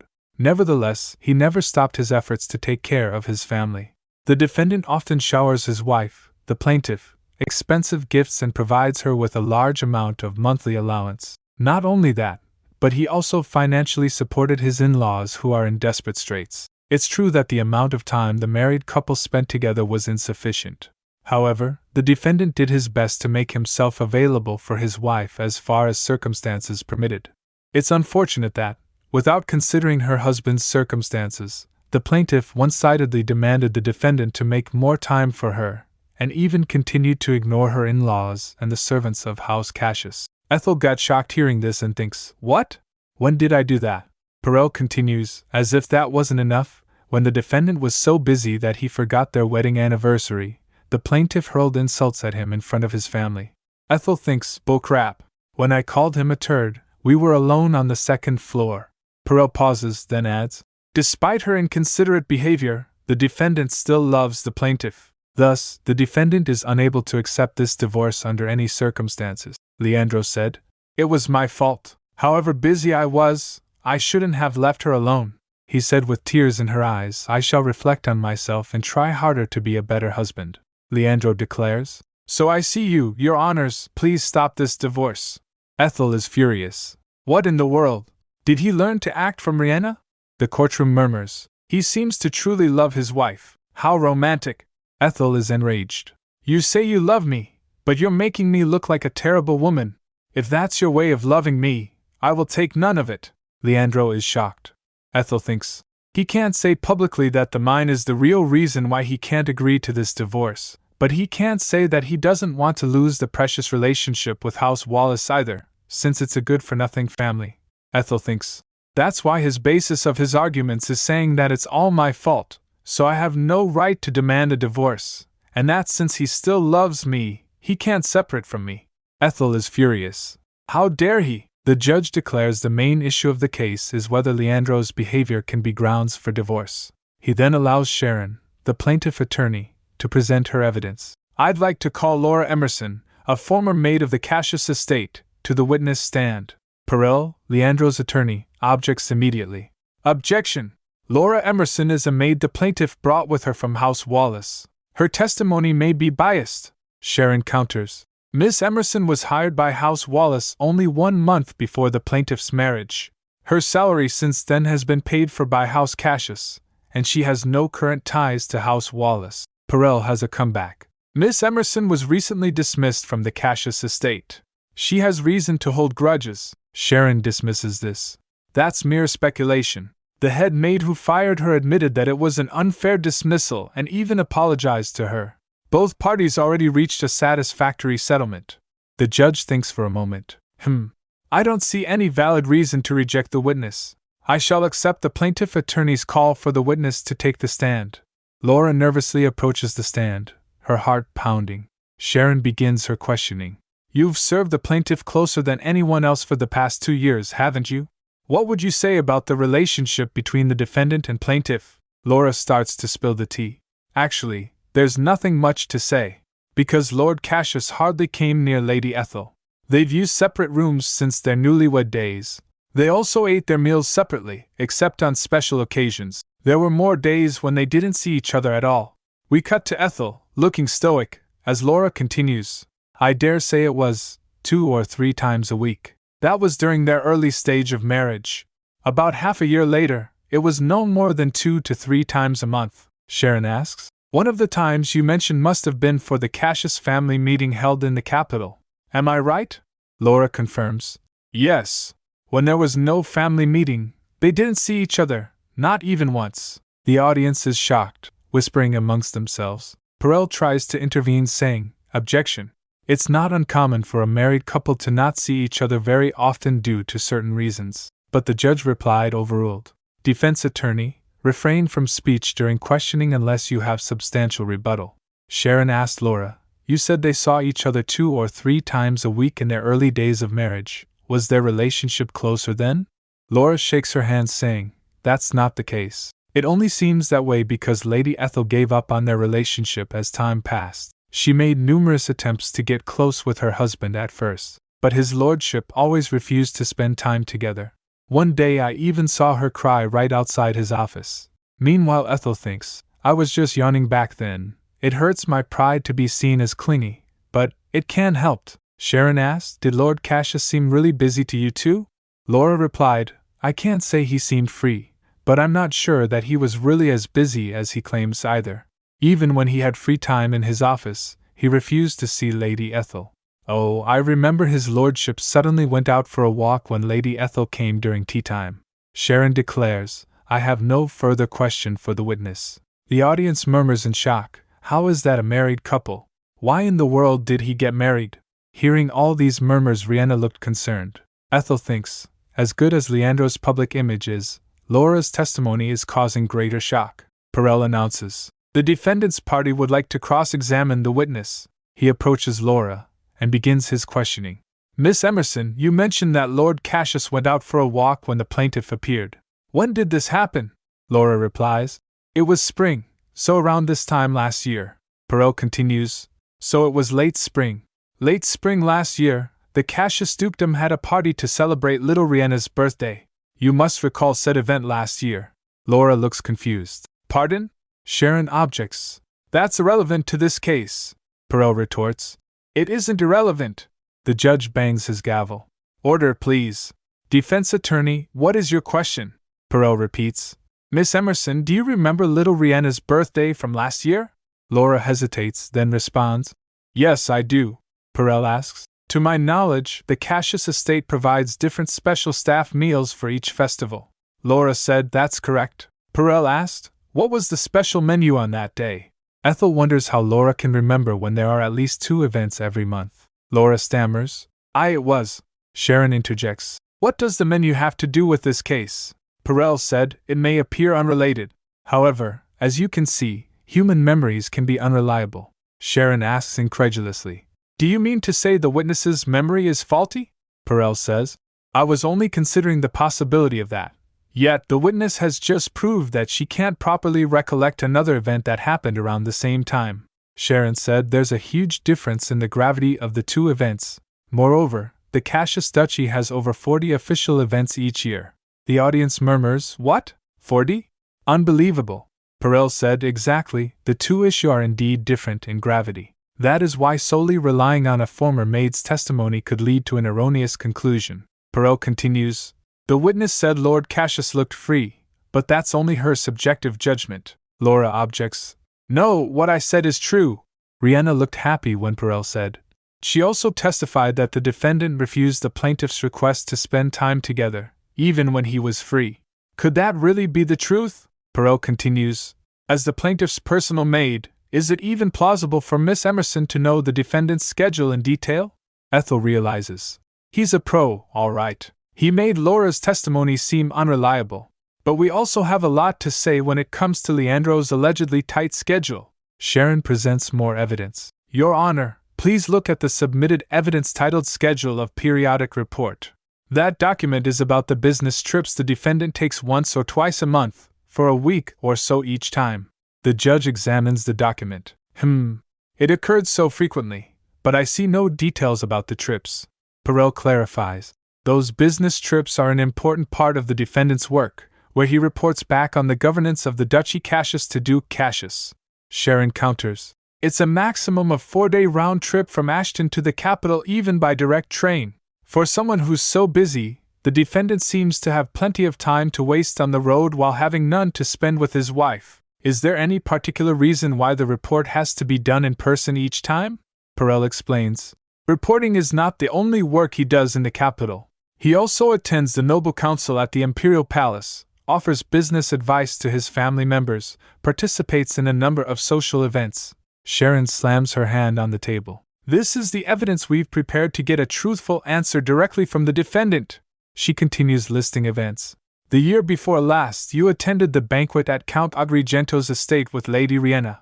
1 month prior to that, House Cassius hosted a party at Lake Marilyn, and then you took an extended trip with only your father and 2 younger siblings. Sharon concludes. I can see why his lordship was always so busy. In order to have time to spend with your family in the capital, you had to finish all the work while you were in your own territory. Does the defendant agree with this fact? Please answer. Perel admits. Your Honor, we admit that the defendant and his family are unusually close. However, that can't be the only reason why the plaintiff and the defendant have to divorce. Perel continues. The defendant and his family requested many times that the plaintiff join them. However, the person who turned down their requests each time was none other than the plaintiff herself. Ethel looked shocked as he points his finger towards her. The trial continues, and Perel states that if a married couple has issues, the blame is almost always equal on both sides. Ethel is furious. How dare he blab like that? Sharon stands up to object. Are you accusing the plaintiff is at fault? She continues. What kind of husband sees his family so often while leaving his wife alone throughout his married life? The judges murmur amongst themselves. That definitely doesn't seem to be a common case. Perel argues. That was just because the defendant doesn't know how to act around his wife. How can a man who was single his whole life become a good husband overnight? The defendant had never been in a relationship before marriage. It was simply due to this clumsiness that made him spend more time with his family and avoid being left alone with his wife. The courtroom erupts in murmurs. Ethel can't stand it. He's glorifying Leandro as a repentant husband who realized his love for his wife belatedly. She clenches her fists. Sharon objects again. How does it make sense that the defendant shunned his wife simply because he didn't know how to treat her? Perel smoothly replies. His lordship is regretting that part too. Riena is watching from the gallery, and Ethel thinks to herself. He's trying to gain sympathy by milking known facts. It's a similar tactic Riena used when she gained public support by using her pitiful image as a commoner orphan. Her eyes narrow. I'm sure Riena is involved in this. Ethel realizes. The one I'm dealing with right now is neither Perel nor Leandro. It's Riena. Sharon asks. Then why didn't the defendant change his attitude despite his wife's repeated pleas? Perel says. He intended to change when time permits, but unfortunately, this situation happened before he could even try. The judge bangs his gavel. Order, order! We'll have a short recess. Court is adjourned. If you have witnesses to present, have them prepared in the meantime. When am I going to look through all these papers? Perel announces. Yes, Your Honor. We'd like to call our witness, the head maid of the Cassius estate. He reveals the witness's name. Marianne Neuer. After that the courtroom starts emptying. Ethel, Laura, and Sharon leave the courtroom. Ethel groans. The trial will resume in 40 minutes. I think I need at least a 2-hour break, Sharon says. Still, it's a good thing that the court is adjourned even for a moment. The messenger boy came and said, Lord T hasn't returned yet. Ethel looks worried. She thinks, T. Caden, please be safe. She clasps her hands in prayer. Meanwhile, inside a carriage, the butler is trying to leave. Please, let me see His Grace. Let me explain to him in person why I suddenly disappeared. Why do you keep saying I can't? A guard says. His Grace is currently attending the young master's trial. Butler protests. That's why I'm saying I'll go to the courthouse myself. The butler thinks. While pretending to meet the Duke, I should stand as a witness. The guard says. We have orders to escort you to the townhouse. The butler asks. Who gave you that order? I've served His Grace for decades. I know His Grace better than anyone. He wouldn't just sit still when his loyal servant who went missing is found. He asks the guards, Was it Lady Riena? Oh, come to think of it, you were all handpicked by her ladyship. One guard confirms, His Grace's word is Lady Riena's word, and vice versa. The butler is shocked. To say Lady Riena's word is the same as His Grace's, unbelievable. One of the guards smirks. Well, will His Grace punish us if he finds out about this? The butler realizes. Then it's a lie that we're heading for the townhouse. He thinks back to a conversation with Ethel. Since you've been living as Duke Cassius's loyal servant, how about spending the rest of your life as your son's father? He recalls holding a wooden carving Ethel gave him. I truly wish to return Lady Ethel's favor for having me realize what a foolish father I'd been. Suddenly, the window of the carriage shatters. The guard exclaims, what the? A dark, bloody force attacks the guards. Aok! Inside the carriage, the guards asks, Who's there? T, with his signature red eyes, appears, smiling. Who am I? A warrior of justice, perhaps. The carriage is destroyed in an explosion. Later, T and the butler are riding on horseback. Butler asks, Are they dead? T replies, No, I didn't kill them. Things would only get messy if I did. Butler asks, How did you find me? T responds, Simply put, I marked you with my powers. Butler asked, When did you? A flashback shows T and the butler standing in front of Sharon's office a few days ago. T said, When we last came across each other? The butler asks, Did you expect this would happen? T says, Unlike my good-natured employer, I tend to suspect almost everything. The butler said, You've prepared a way to track me down in case I have a change of heart. T says, I apologize if I offended you. The butler responds, Not at all. You saved me after all. T said, Ethel has no idea about this.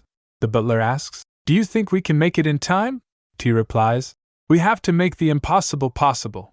The butler asks, Are you all right? You're breaking in cold sweats, he says. It took me a while because I couldn't pinpoint your exact location. This is what happens after I used a lot of my energy, so you need not worry. Besides, he reveals a vial.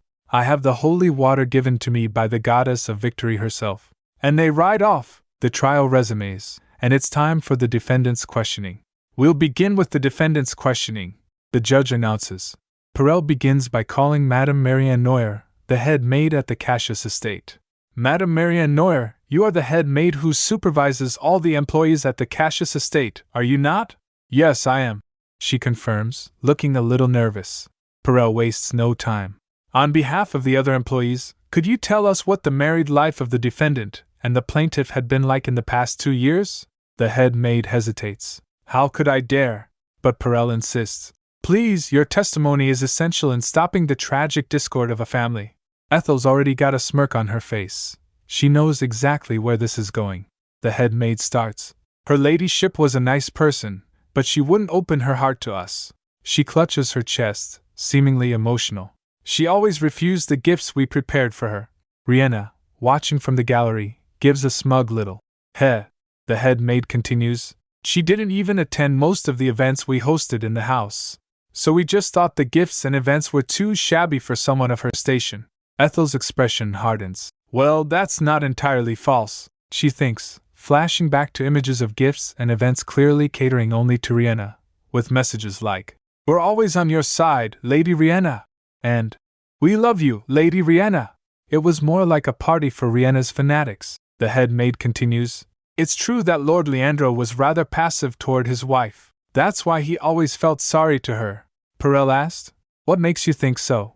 The head maid responds, You see, his lordship called me one day and privately asked me to take good care of her ladyship. Ethel rolls her eyes internally. Tisk, she's romanticizing his act of shifting his responsibility as a husband to her. The questioning continues. The young master was always buried with work. Her ladyship stayed in her room most of the time.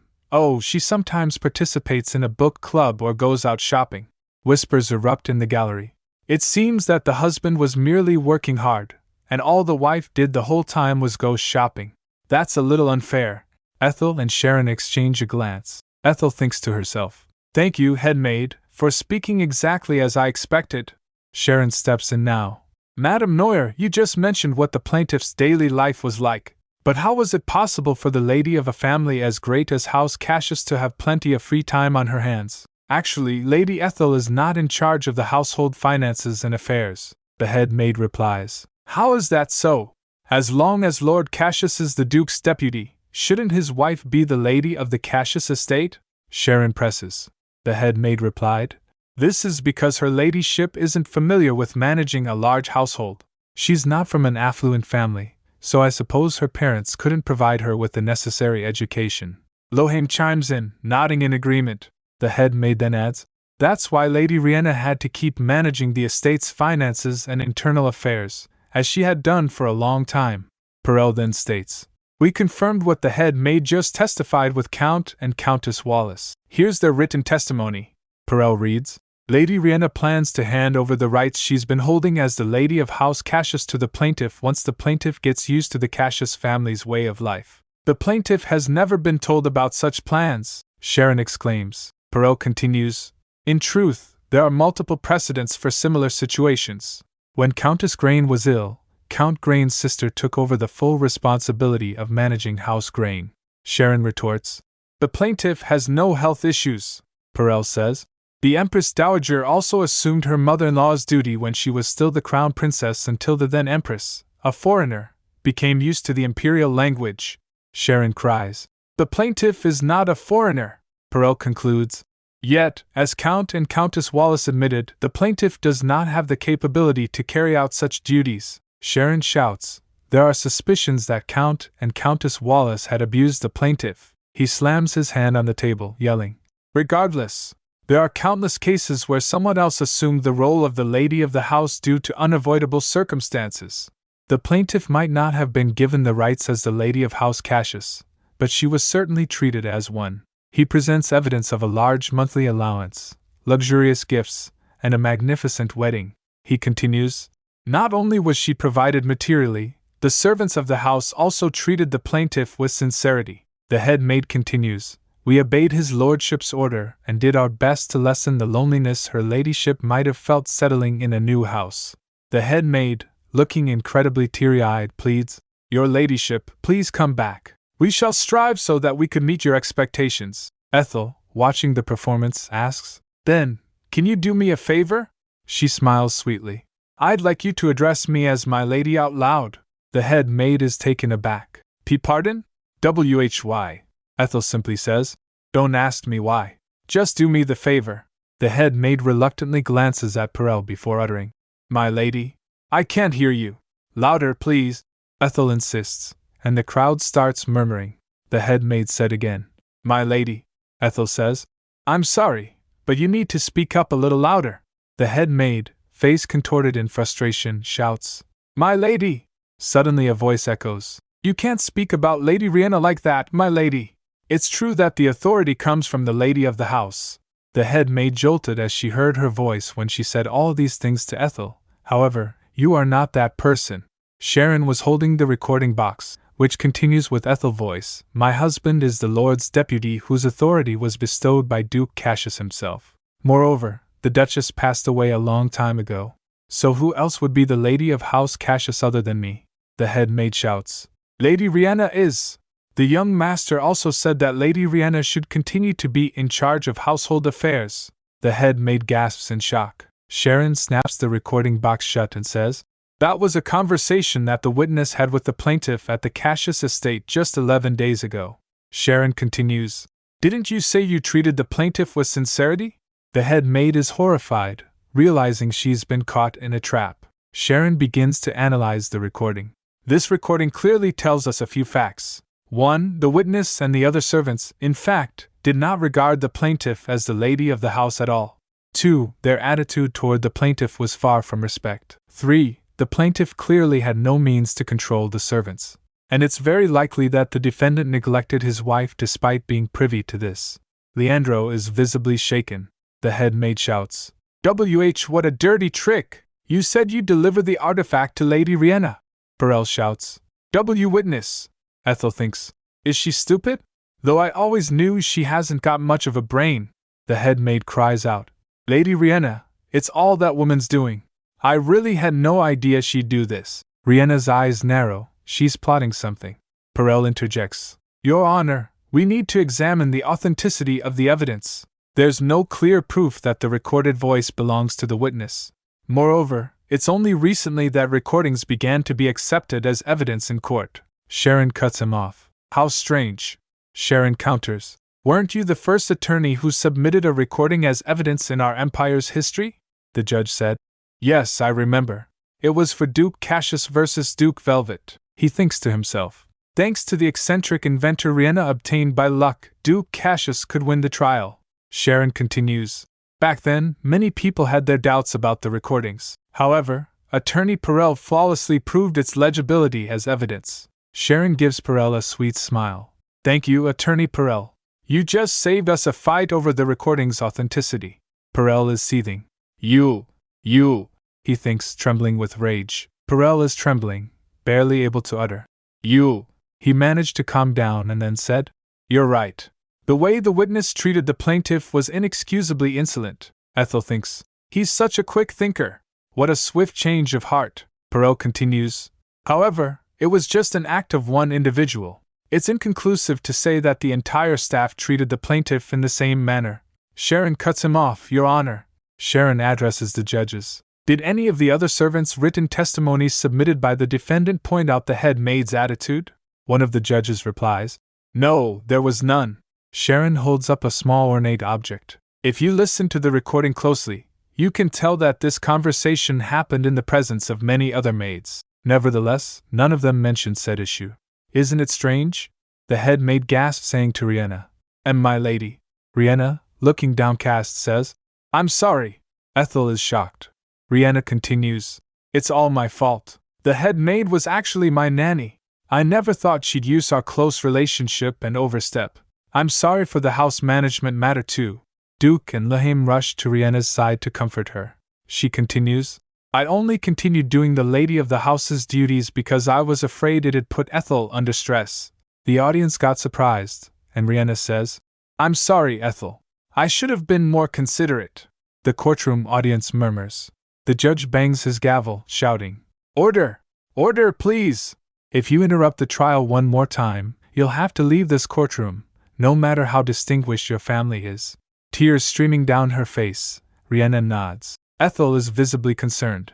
Her presence was overwhelming enough to have everyone focused on her, be it in a good way or a bad way. That's the influence of a novel's heroine who can affect a trial even as an audience. Suddenly, the head maid throws herself on the ground before Ethel, crying, Your ladyship! Please forgive me, your ladyship! I've forgotten my place and behaved arrogantly. Slamming her head on the ground repeatedly, she begs, I'm sorry! I'm really sorry! I'm sorry! 2 guards rush to pull her away. Leandro and Perel watch in disbelief as the audience whispers, Poor woman! I feel sorry for her. It seems like she's sincerely sorry. Perel steps forward, addressing the court. Ladies and gentlemen, as the young master of House Cassius, my client wishes to apologize on Madame Nayer's behalf. Leandro bows his head. I deeply apologize for causing trouble. Ethel, I hadn't the faintest idea that you were suffering such humiliation. Nevertheless, I'd like you to give me another chance. I shall fire the head maid immediately. If you wish so, I shall dismiss all the other servants as well. I swear upon my name, if I break my word, I shall forfeit the Cassius name as well as my position as the heir to House Cassius. The judge asks, Do you truly mean that, my lord? An oath made in public is legally binding. Leandro replies firmly, It doesn't matter because I shall keep my word by any means. Ethel thinks, If I say no in this situation, I'll definitely look like the bad person. She smirks slightly. Sharon objects, Your Honor! The defendant failed to know what was happening under his own roof. The promise he just made can hardly. Perel interjects, We don't deny that the defendant made mistakes. However, as human beings, we all make mistakes in life. Please allow the defendant another chance. The judge turns to Ethel. Plaintiff, if you have something to say to the defendant, you may speak now. Ethel sits lost in thought. Is Terence on his way here? Will he be able to make it at all? Let's trust him. He'll definitely bring the butler here. After all, he said so. Ethel makes a decision. Leandro, my mind remains unchanged. I want a divorce. Leandro looks devastated, whispering, Ethel. Ethel shakes her head, stating, I no longer have trust in you. It has been irreversibly broken. If you refuse to let me go in the name of love, that's violence. If you truly love me, you should let me go and wish for my happiness. Leandro is stunned. There's a knock at the door. Sharon is surprised. Sharon announces, Your Honor, I'd like to call for a new witness. The door opens, and butler Caden enters. Sharon announces, We call Mr. Caden Marimo to the stand. Caden walks forward. The Duke cries out, Caden! How could you? Caden stands at the witness stand. My name is Caden Marimo, and I stand here as a witness. For the past 2 decades or so, I've been employed as a butler to the Cassius estate. The judge asks, You say you were the butler of House Cassius, and yet are you truly testifying for the plaintiff? Duke roars, Caden! How dare you? Riena pleads, Dad, please calm down. The judge shouts, Duke Edmund Cassius and Lady Riena Cassius, I order you both to leave. Exit this courtroom immediately. Riena cries, Dad, please. Lehame says, Father, you need to step outside. I think you got too carried away. Lehame leads Duke and Riena out of the courtroom, escorted by guards. Lehame sighs. The judge says, Please proceed. Perel shouts, Wait. Your Honor, Mr. Marimo disappeared a few days ago. It's possible that he had been kidnapped by House Cassius adversaries. His current state is possibly inappropriate to testify. Sharon interrupts. Does the witness look unstable to you, Your Honor? Caden states, I was not kidnapped. I voluntarily left House Cassius. Leandro, utterly shocked, staggers backward. Butler. WHY. Sharon asks the butler to describe the marriage between the defendant and the plaintiff. Butler Marimo states, Her Ladyship. No, Lady Ethel looked unhappy. Everyone in the Cassius estate, with the exception of Laura Emerson, treated her like a guest who would only stay temporarily. The servants' attitude toward her was completely different from how they treated the late Duchess. His lordship is also aware of the situation. After all, I brought up the issue to him time and time again. The scene shifts to a flashback of the butler talking to Leandro, who replies, "Just leave the matter to me. I'll handle it." Perel, unimpressed, declares, "Your Honor, this is redundant information. My client has admitted his mistakes and promised to fire all the servants involved." Sharon said, "Pardon me, there is one more significant reason for divorce we have yet to disclose. That's what Mr. Marimo is here to testify about." She then glanced at Leandro. Then she emphasizes the importance of Marimo's testimony, stating, "Your Honor, what Mr. Marimo is about to testify could damage someone's reputation, so I request we continue as a closed trial." Judge asks, "A closed trial?" Perel scoffs, "What a pathetically obvious trick." He objects, "I object. Your Honor, closing an ongoing trial would only arouse unsavory suspicions." Sharon retorts, "Are you certain you wouldn't mind? As I said, someone's honor is at stake." Perel confidently states, "The ducal house of Cassius have nothing to fear." Sharon asked, "Will you truly not regret it?" The judge dismisses the request, stating, "The plaintiff attorney's argument alone isn't enough to prompt the closure of this trial. The request for a closed trial is dismissed." Ethel steels herself, because the plaintiff herself will speak about her experience regarding the issue.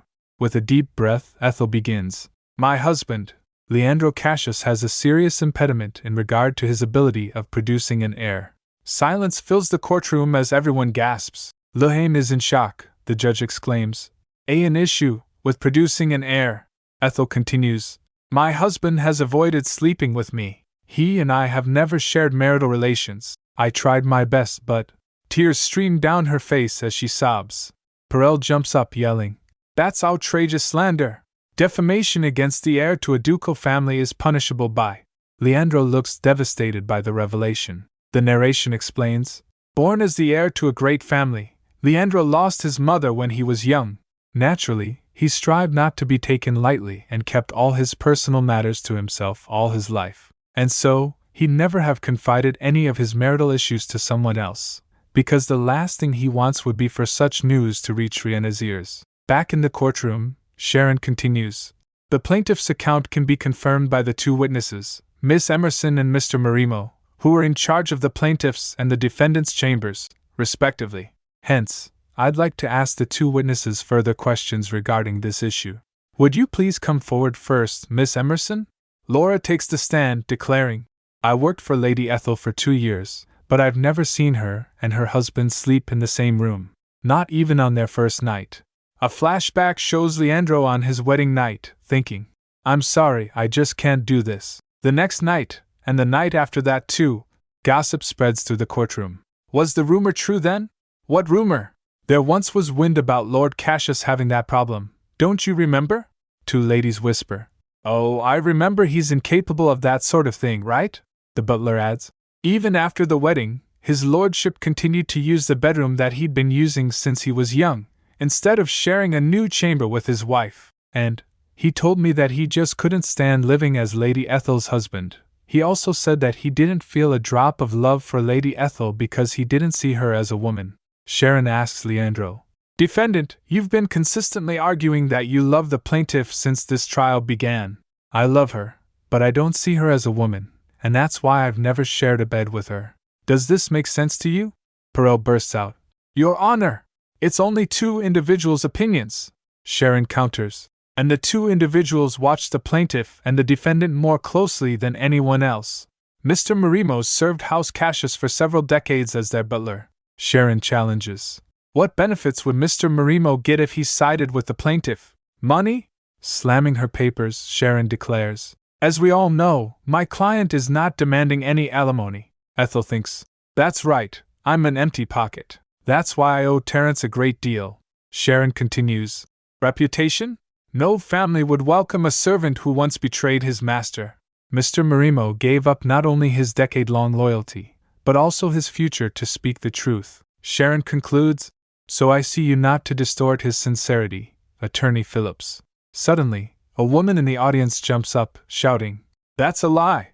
Don't pretend that you're penniless! I know you sold all the gifts you received from Lord Leandro and hired that lawyer with the money. How dare you disgrace him with such absurd slanders? I saw the ring she sold at a jeweler's." The judge sighs. Ha, this trial is such a. The woman continues. Lord Leandro is innocent. Ethel grabs her purse and went to Leandro.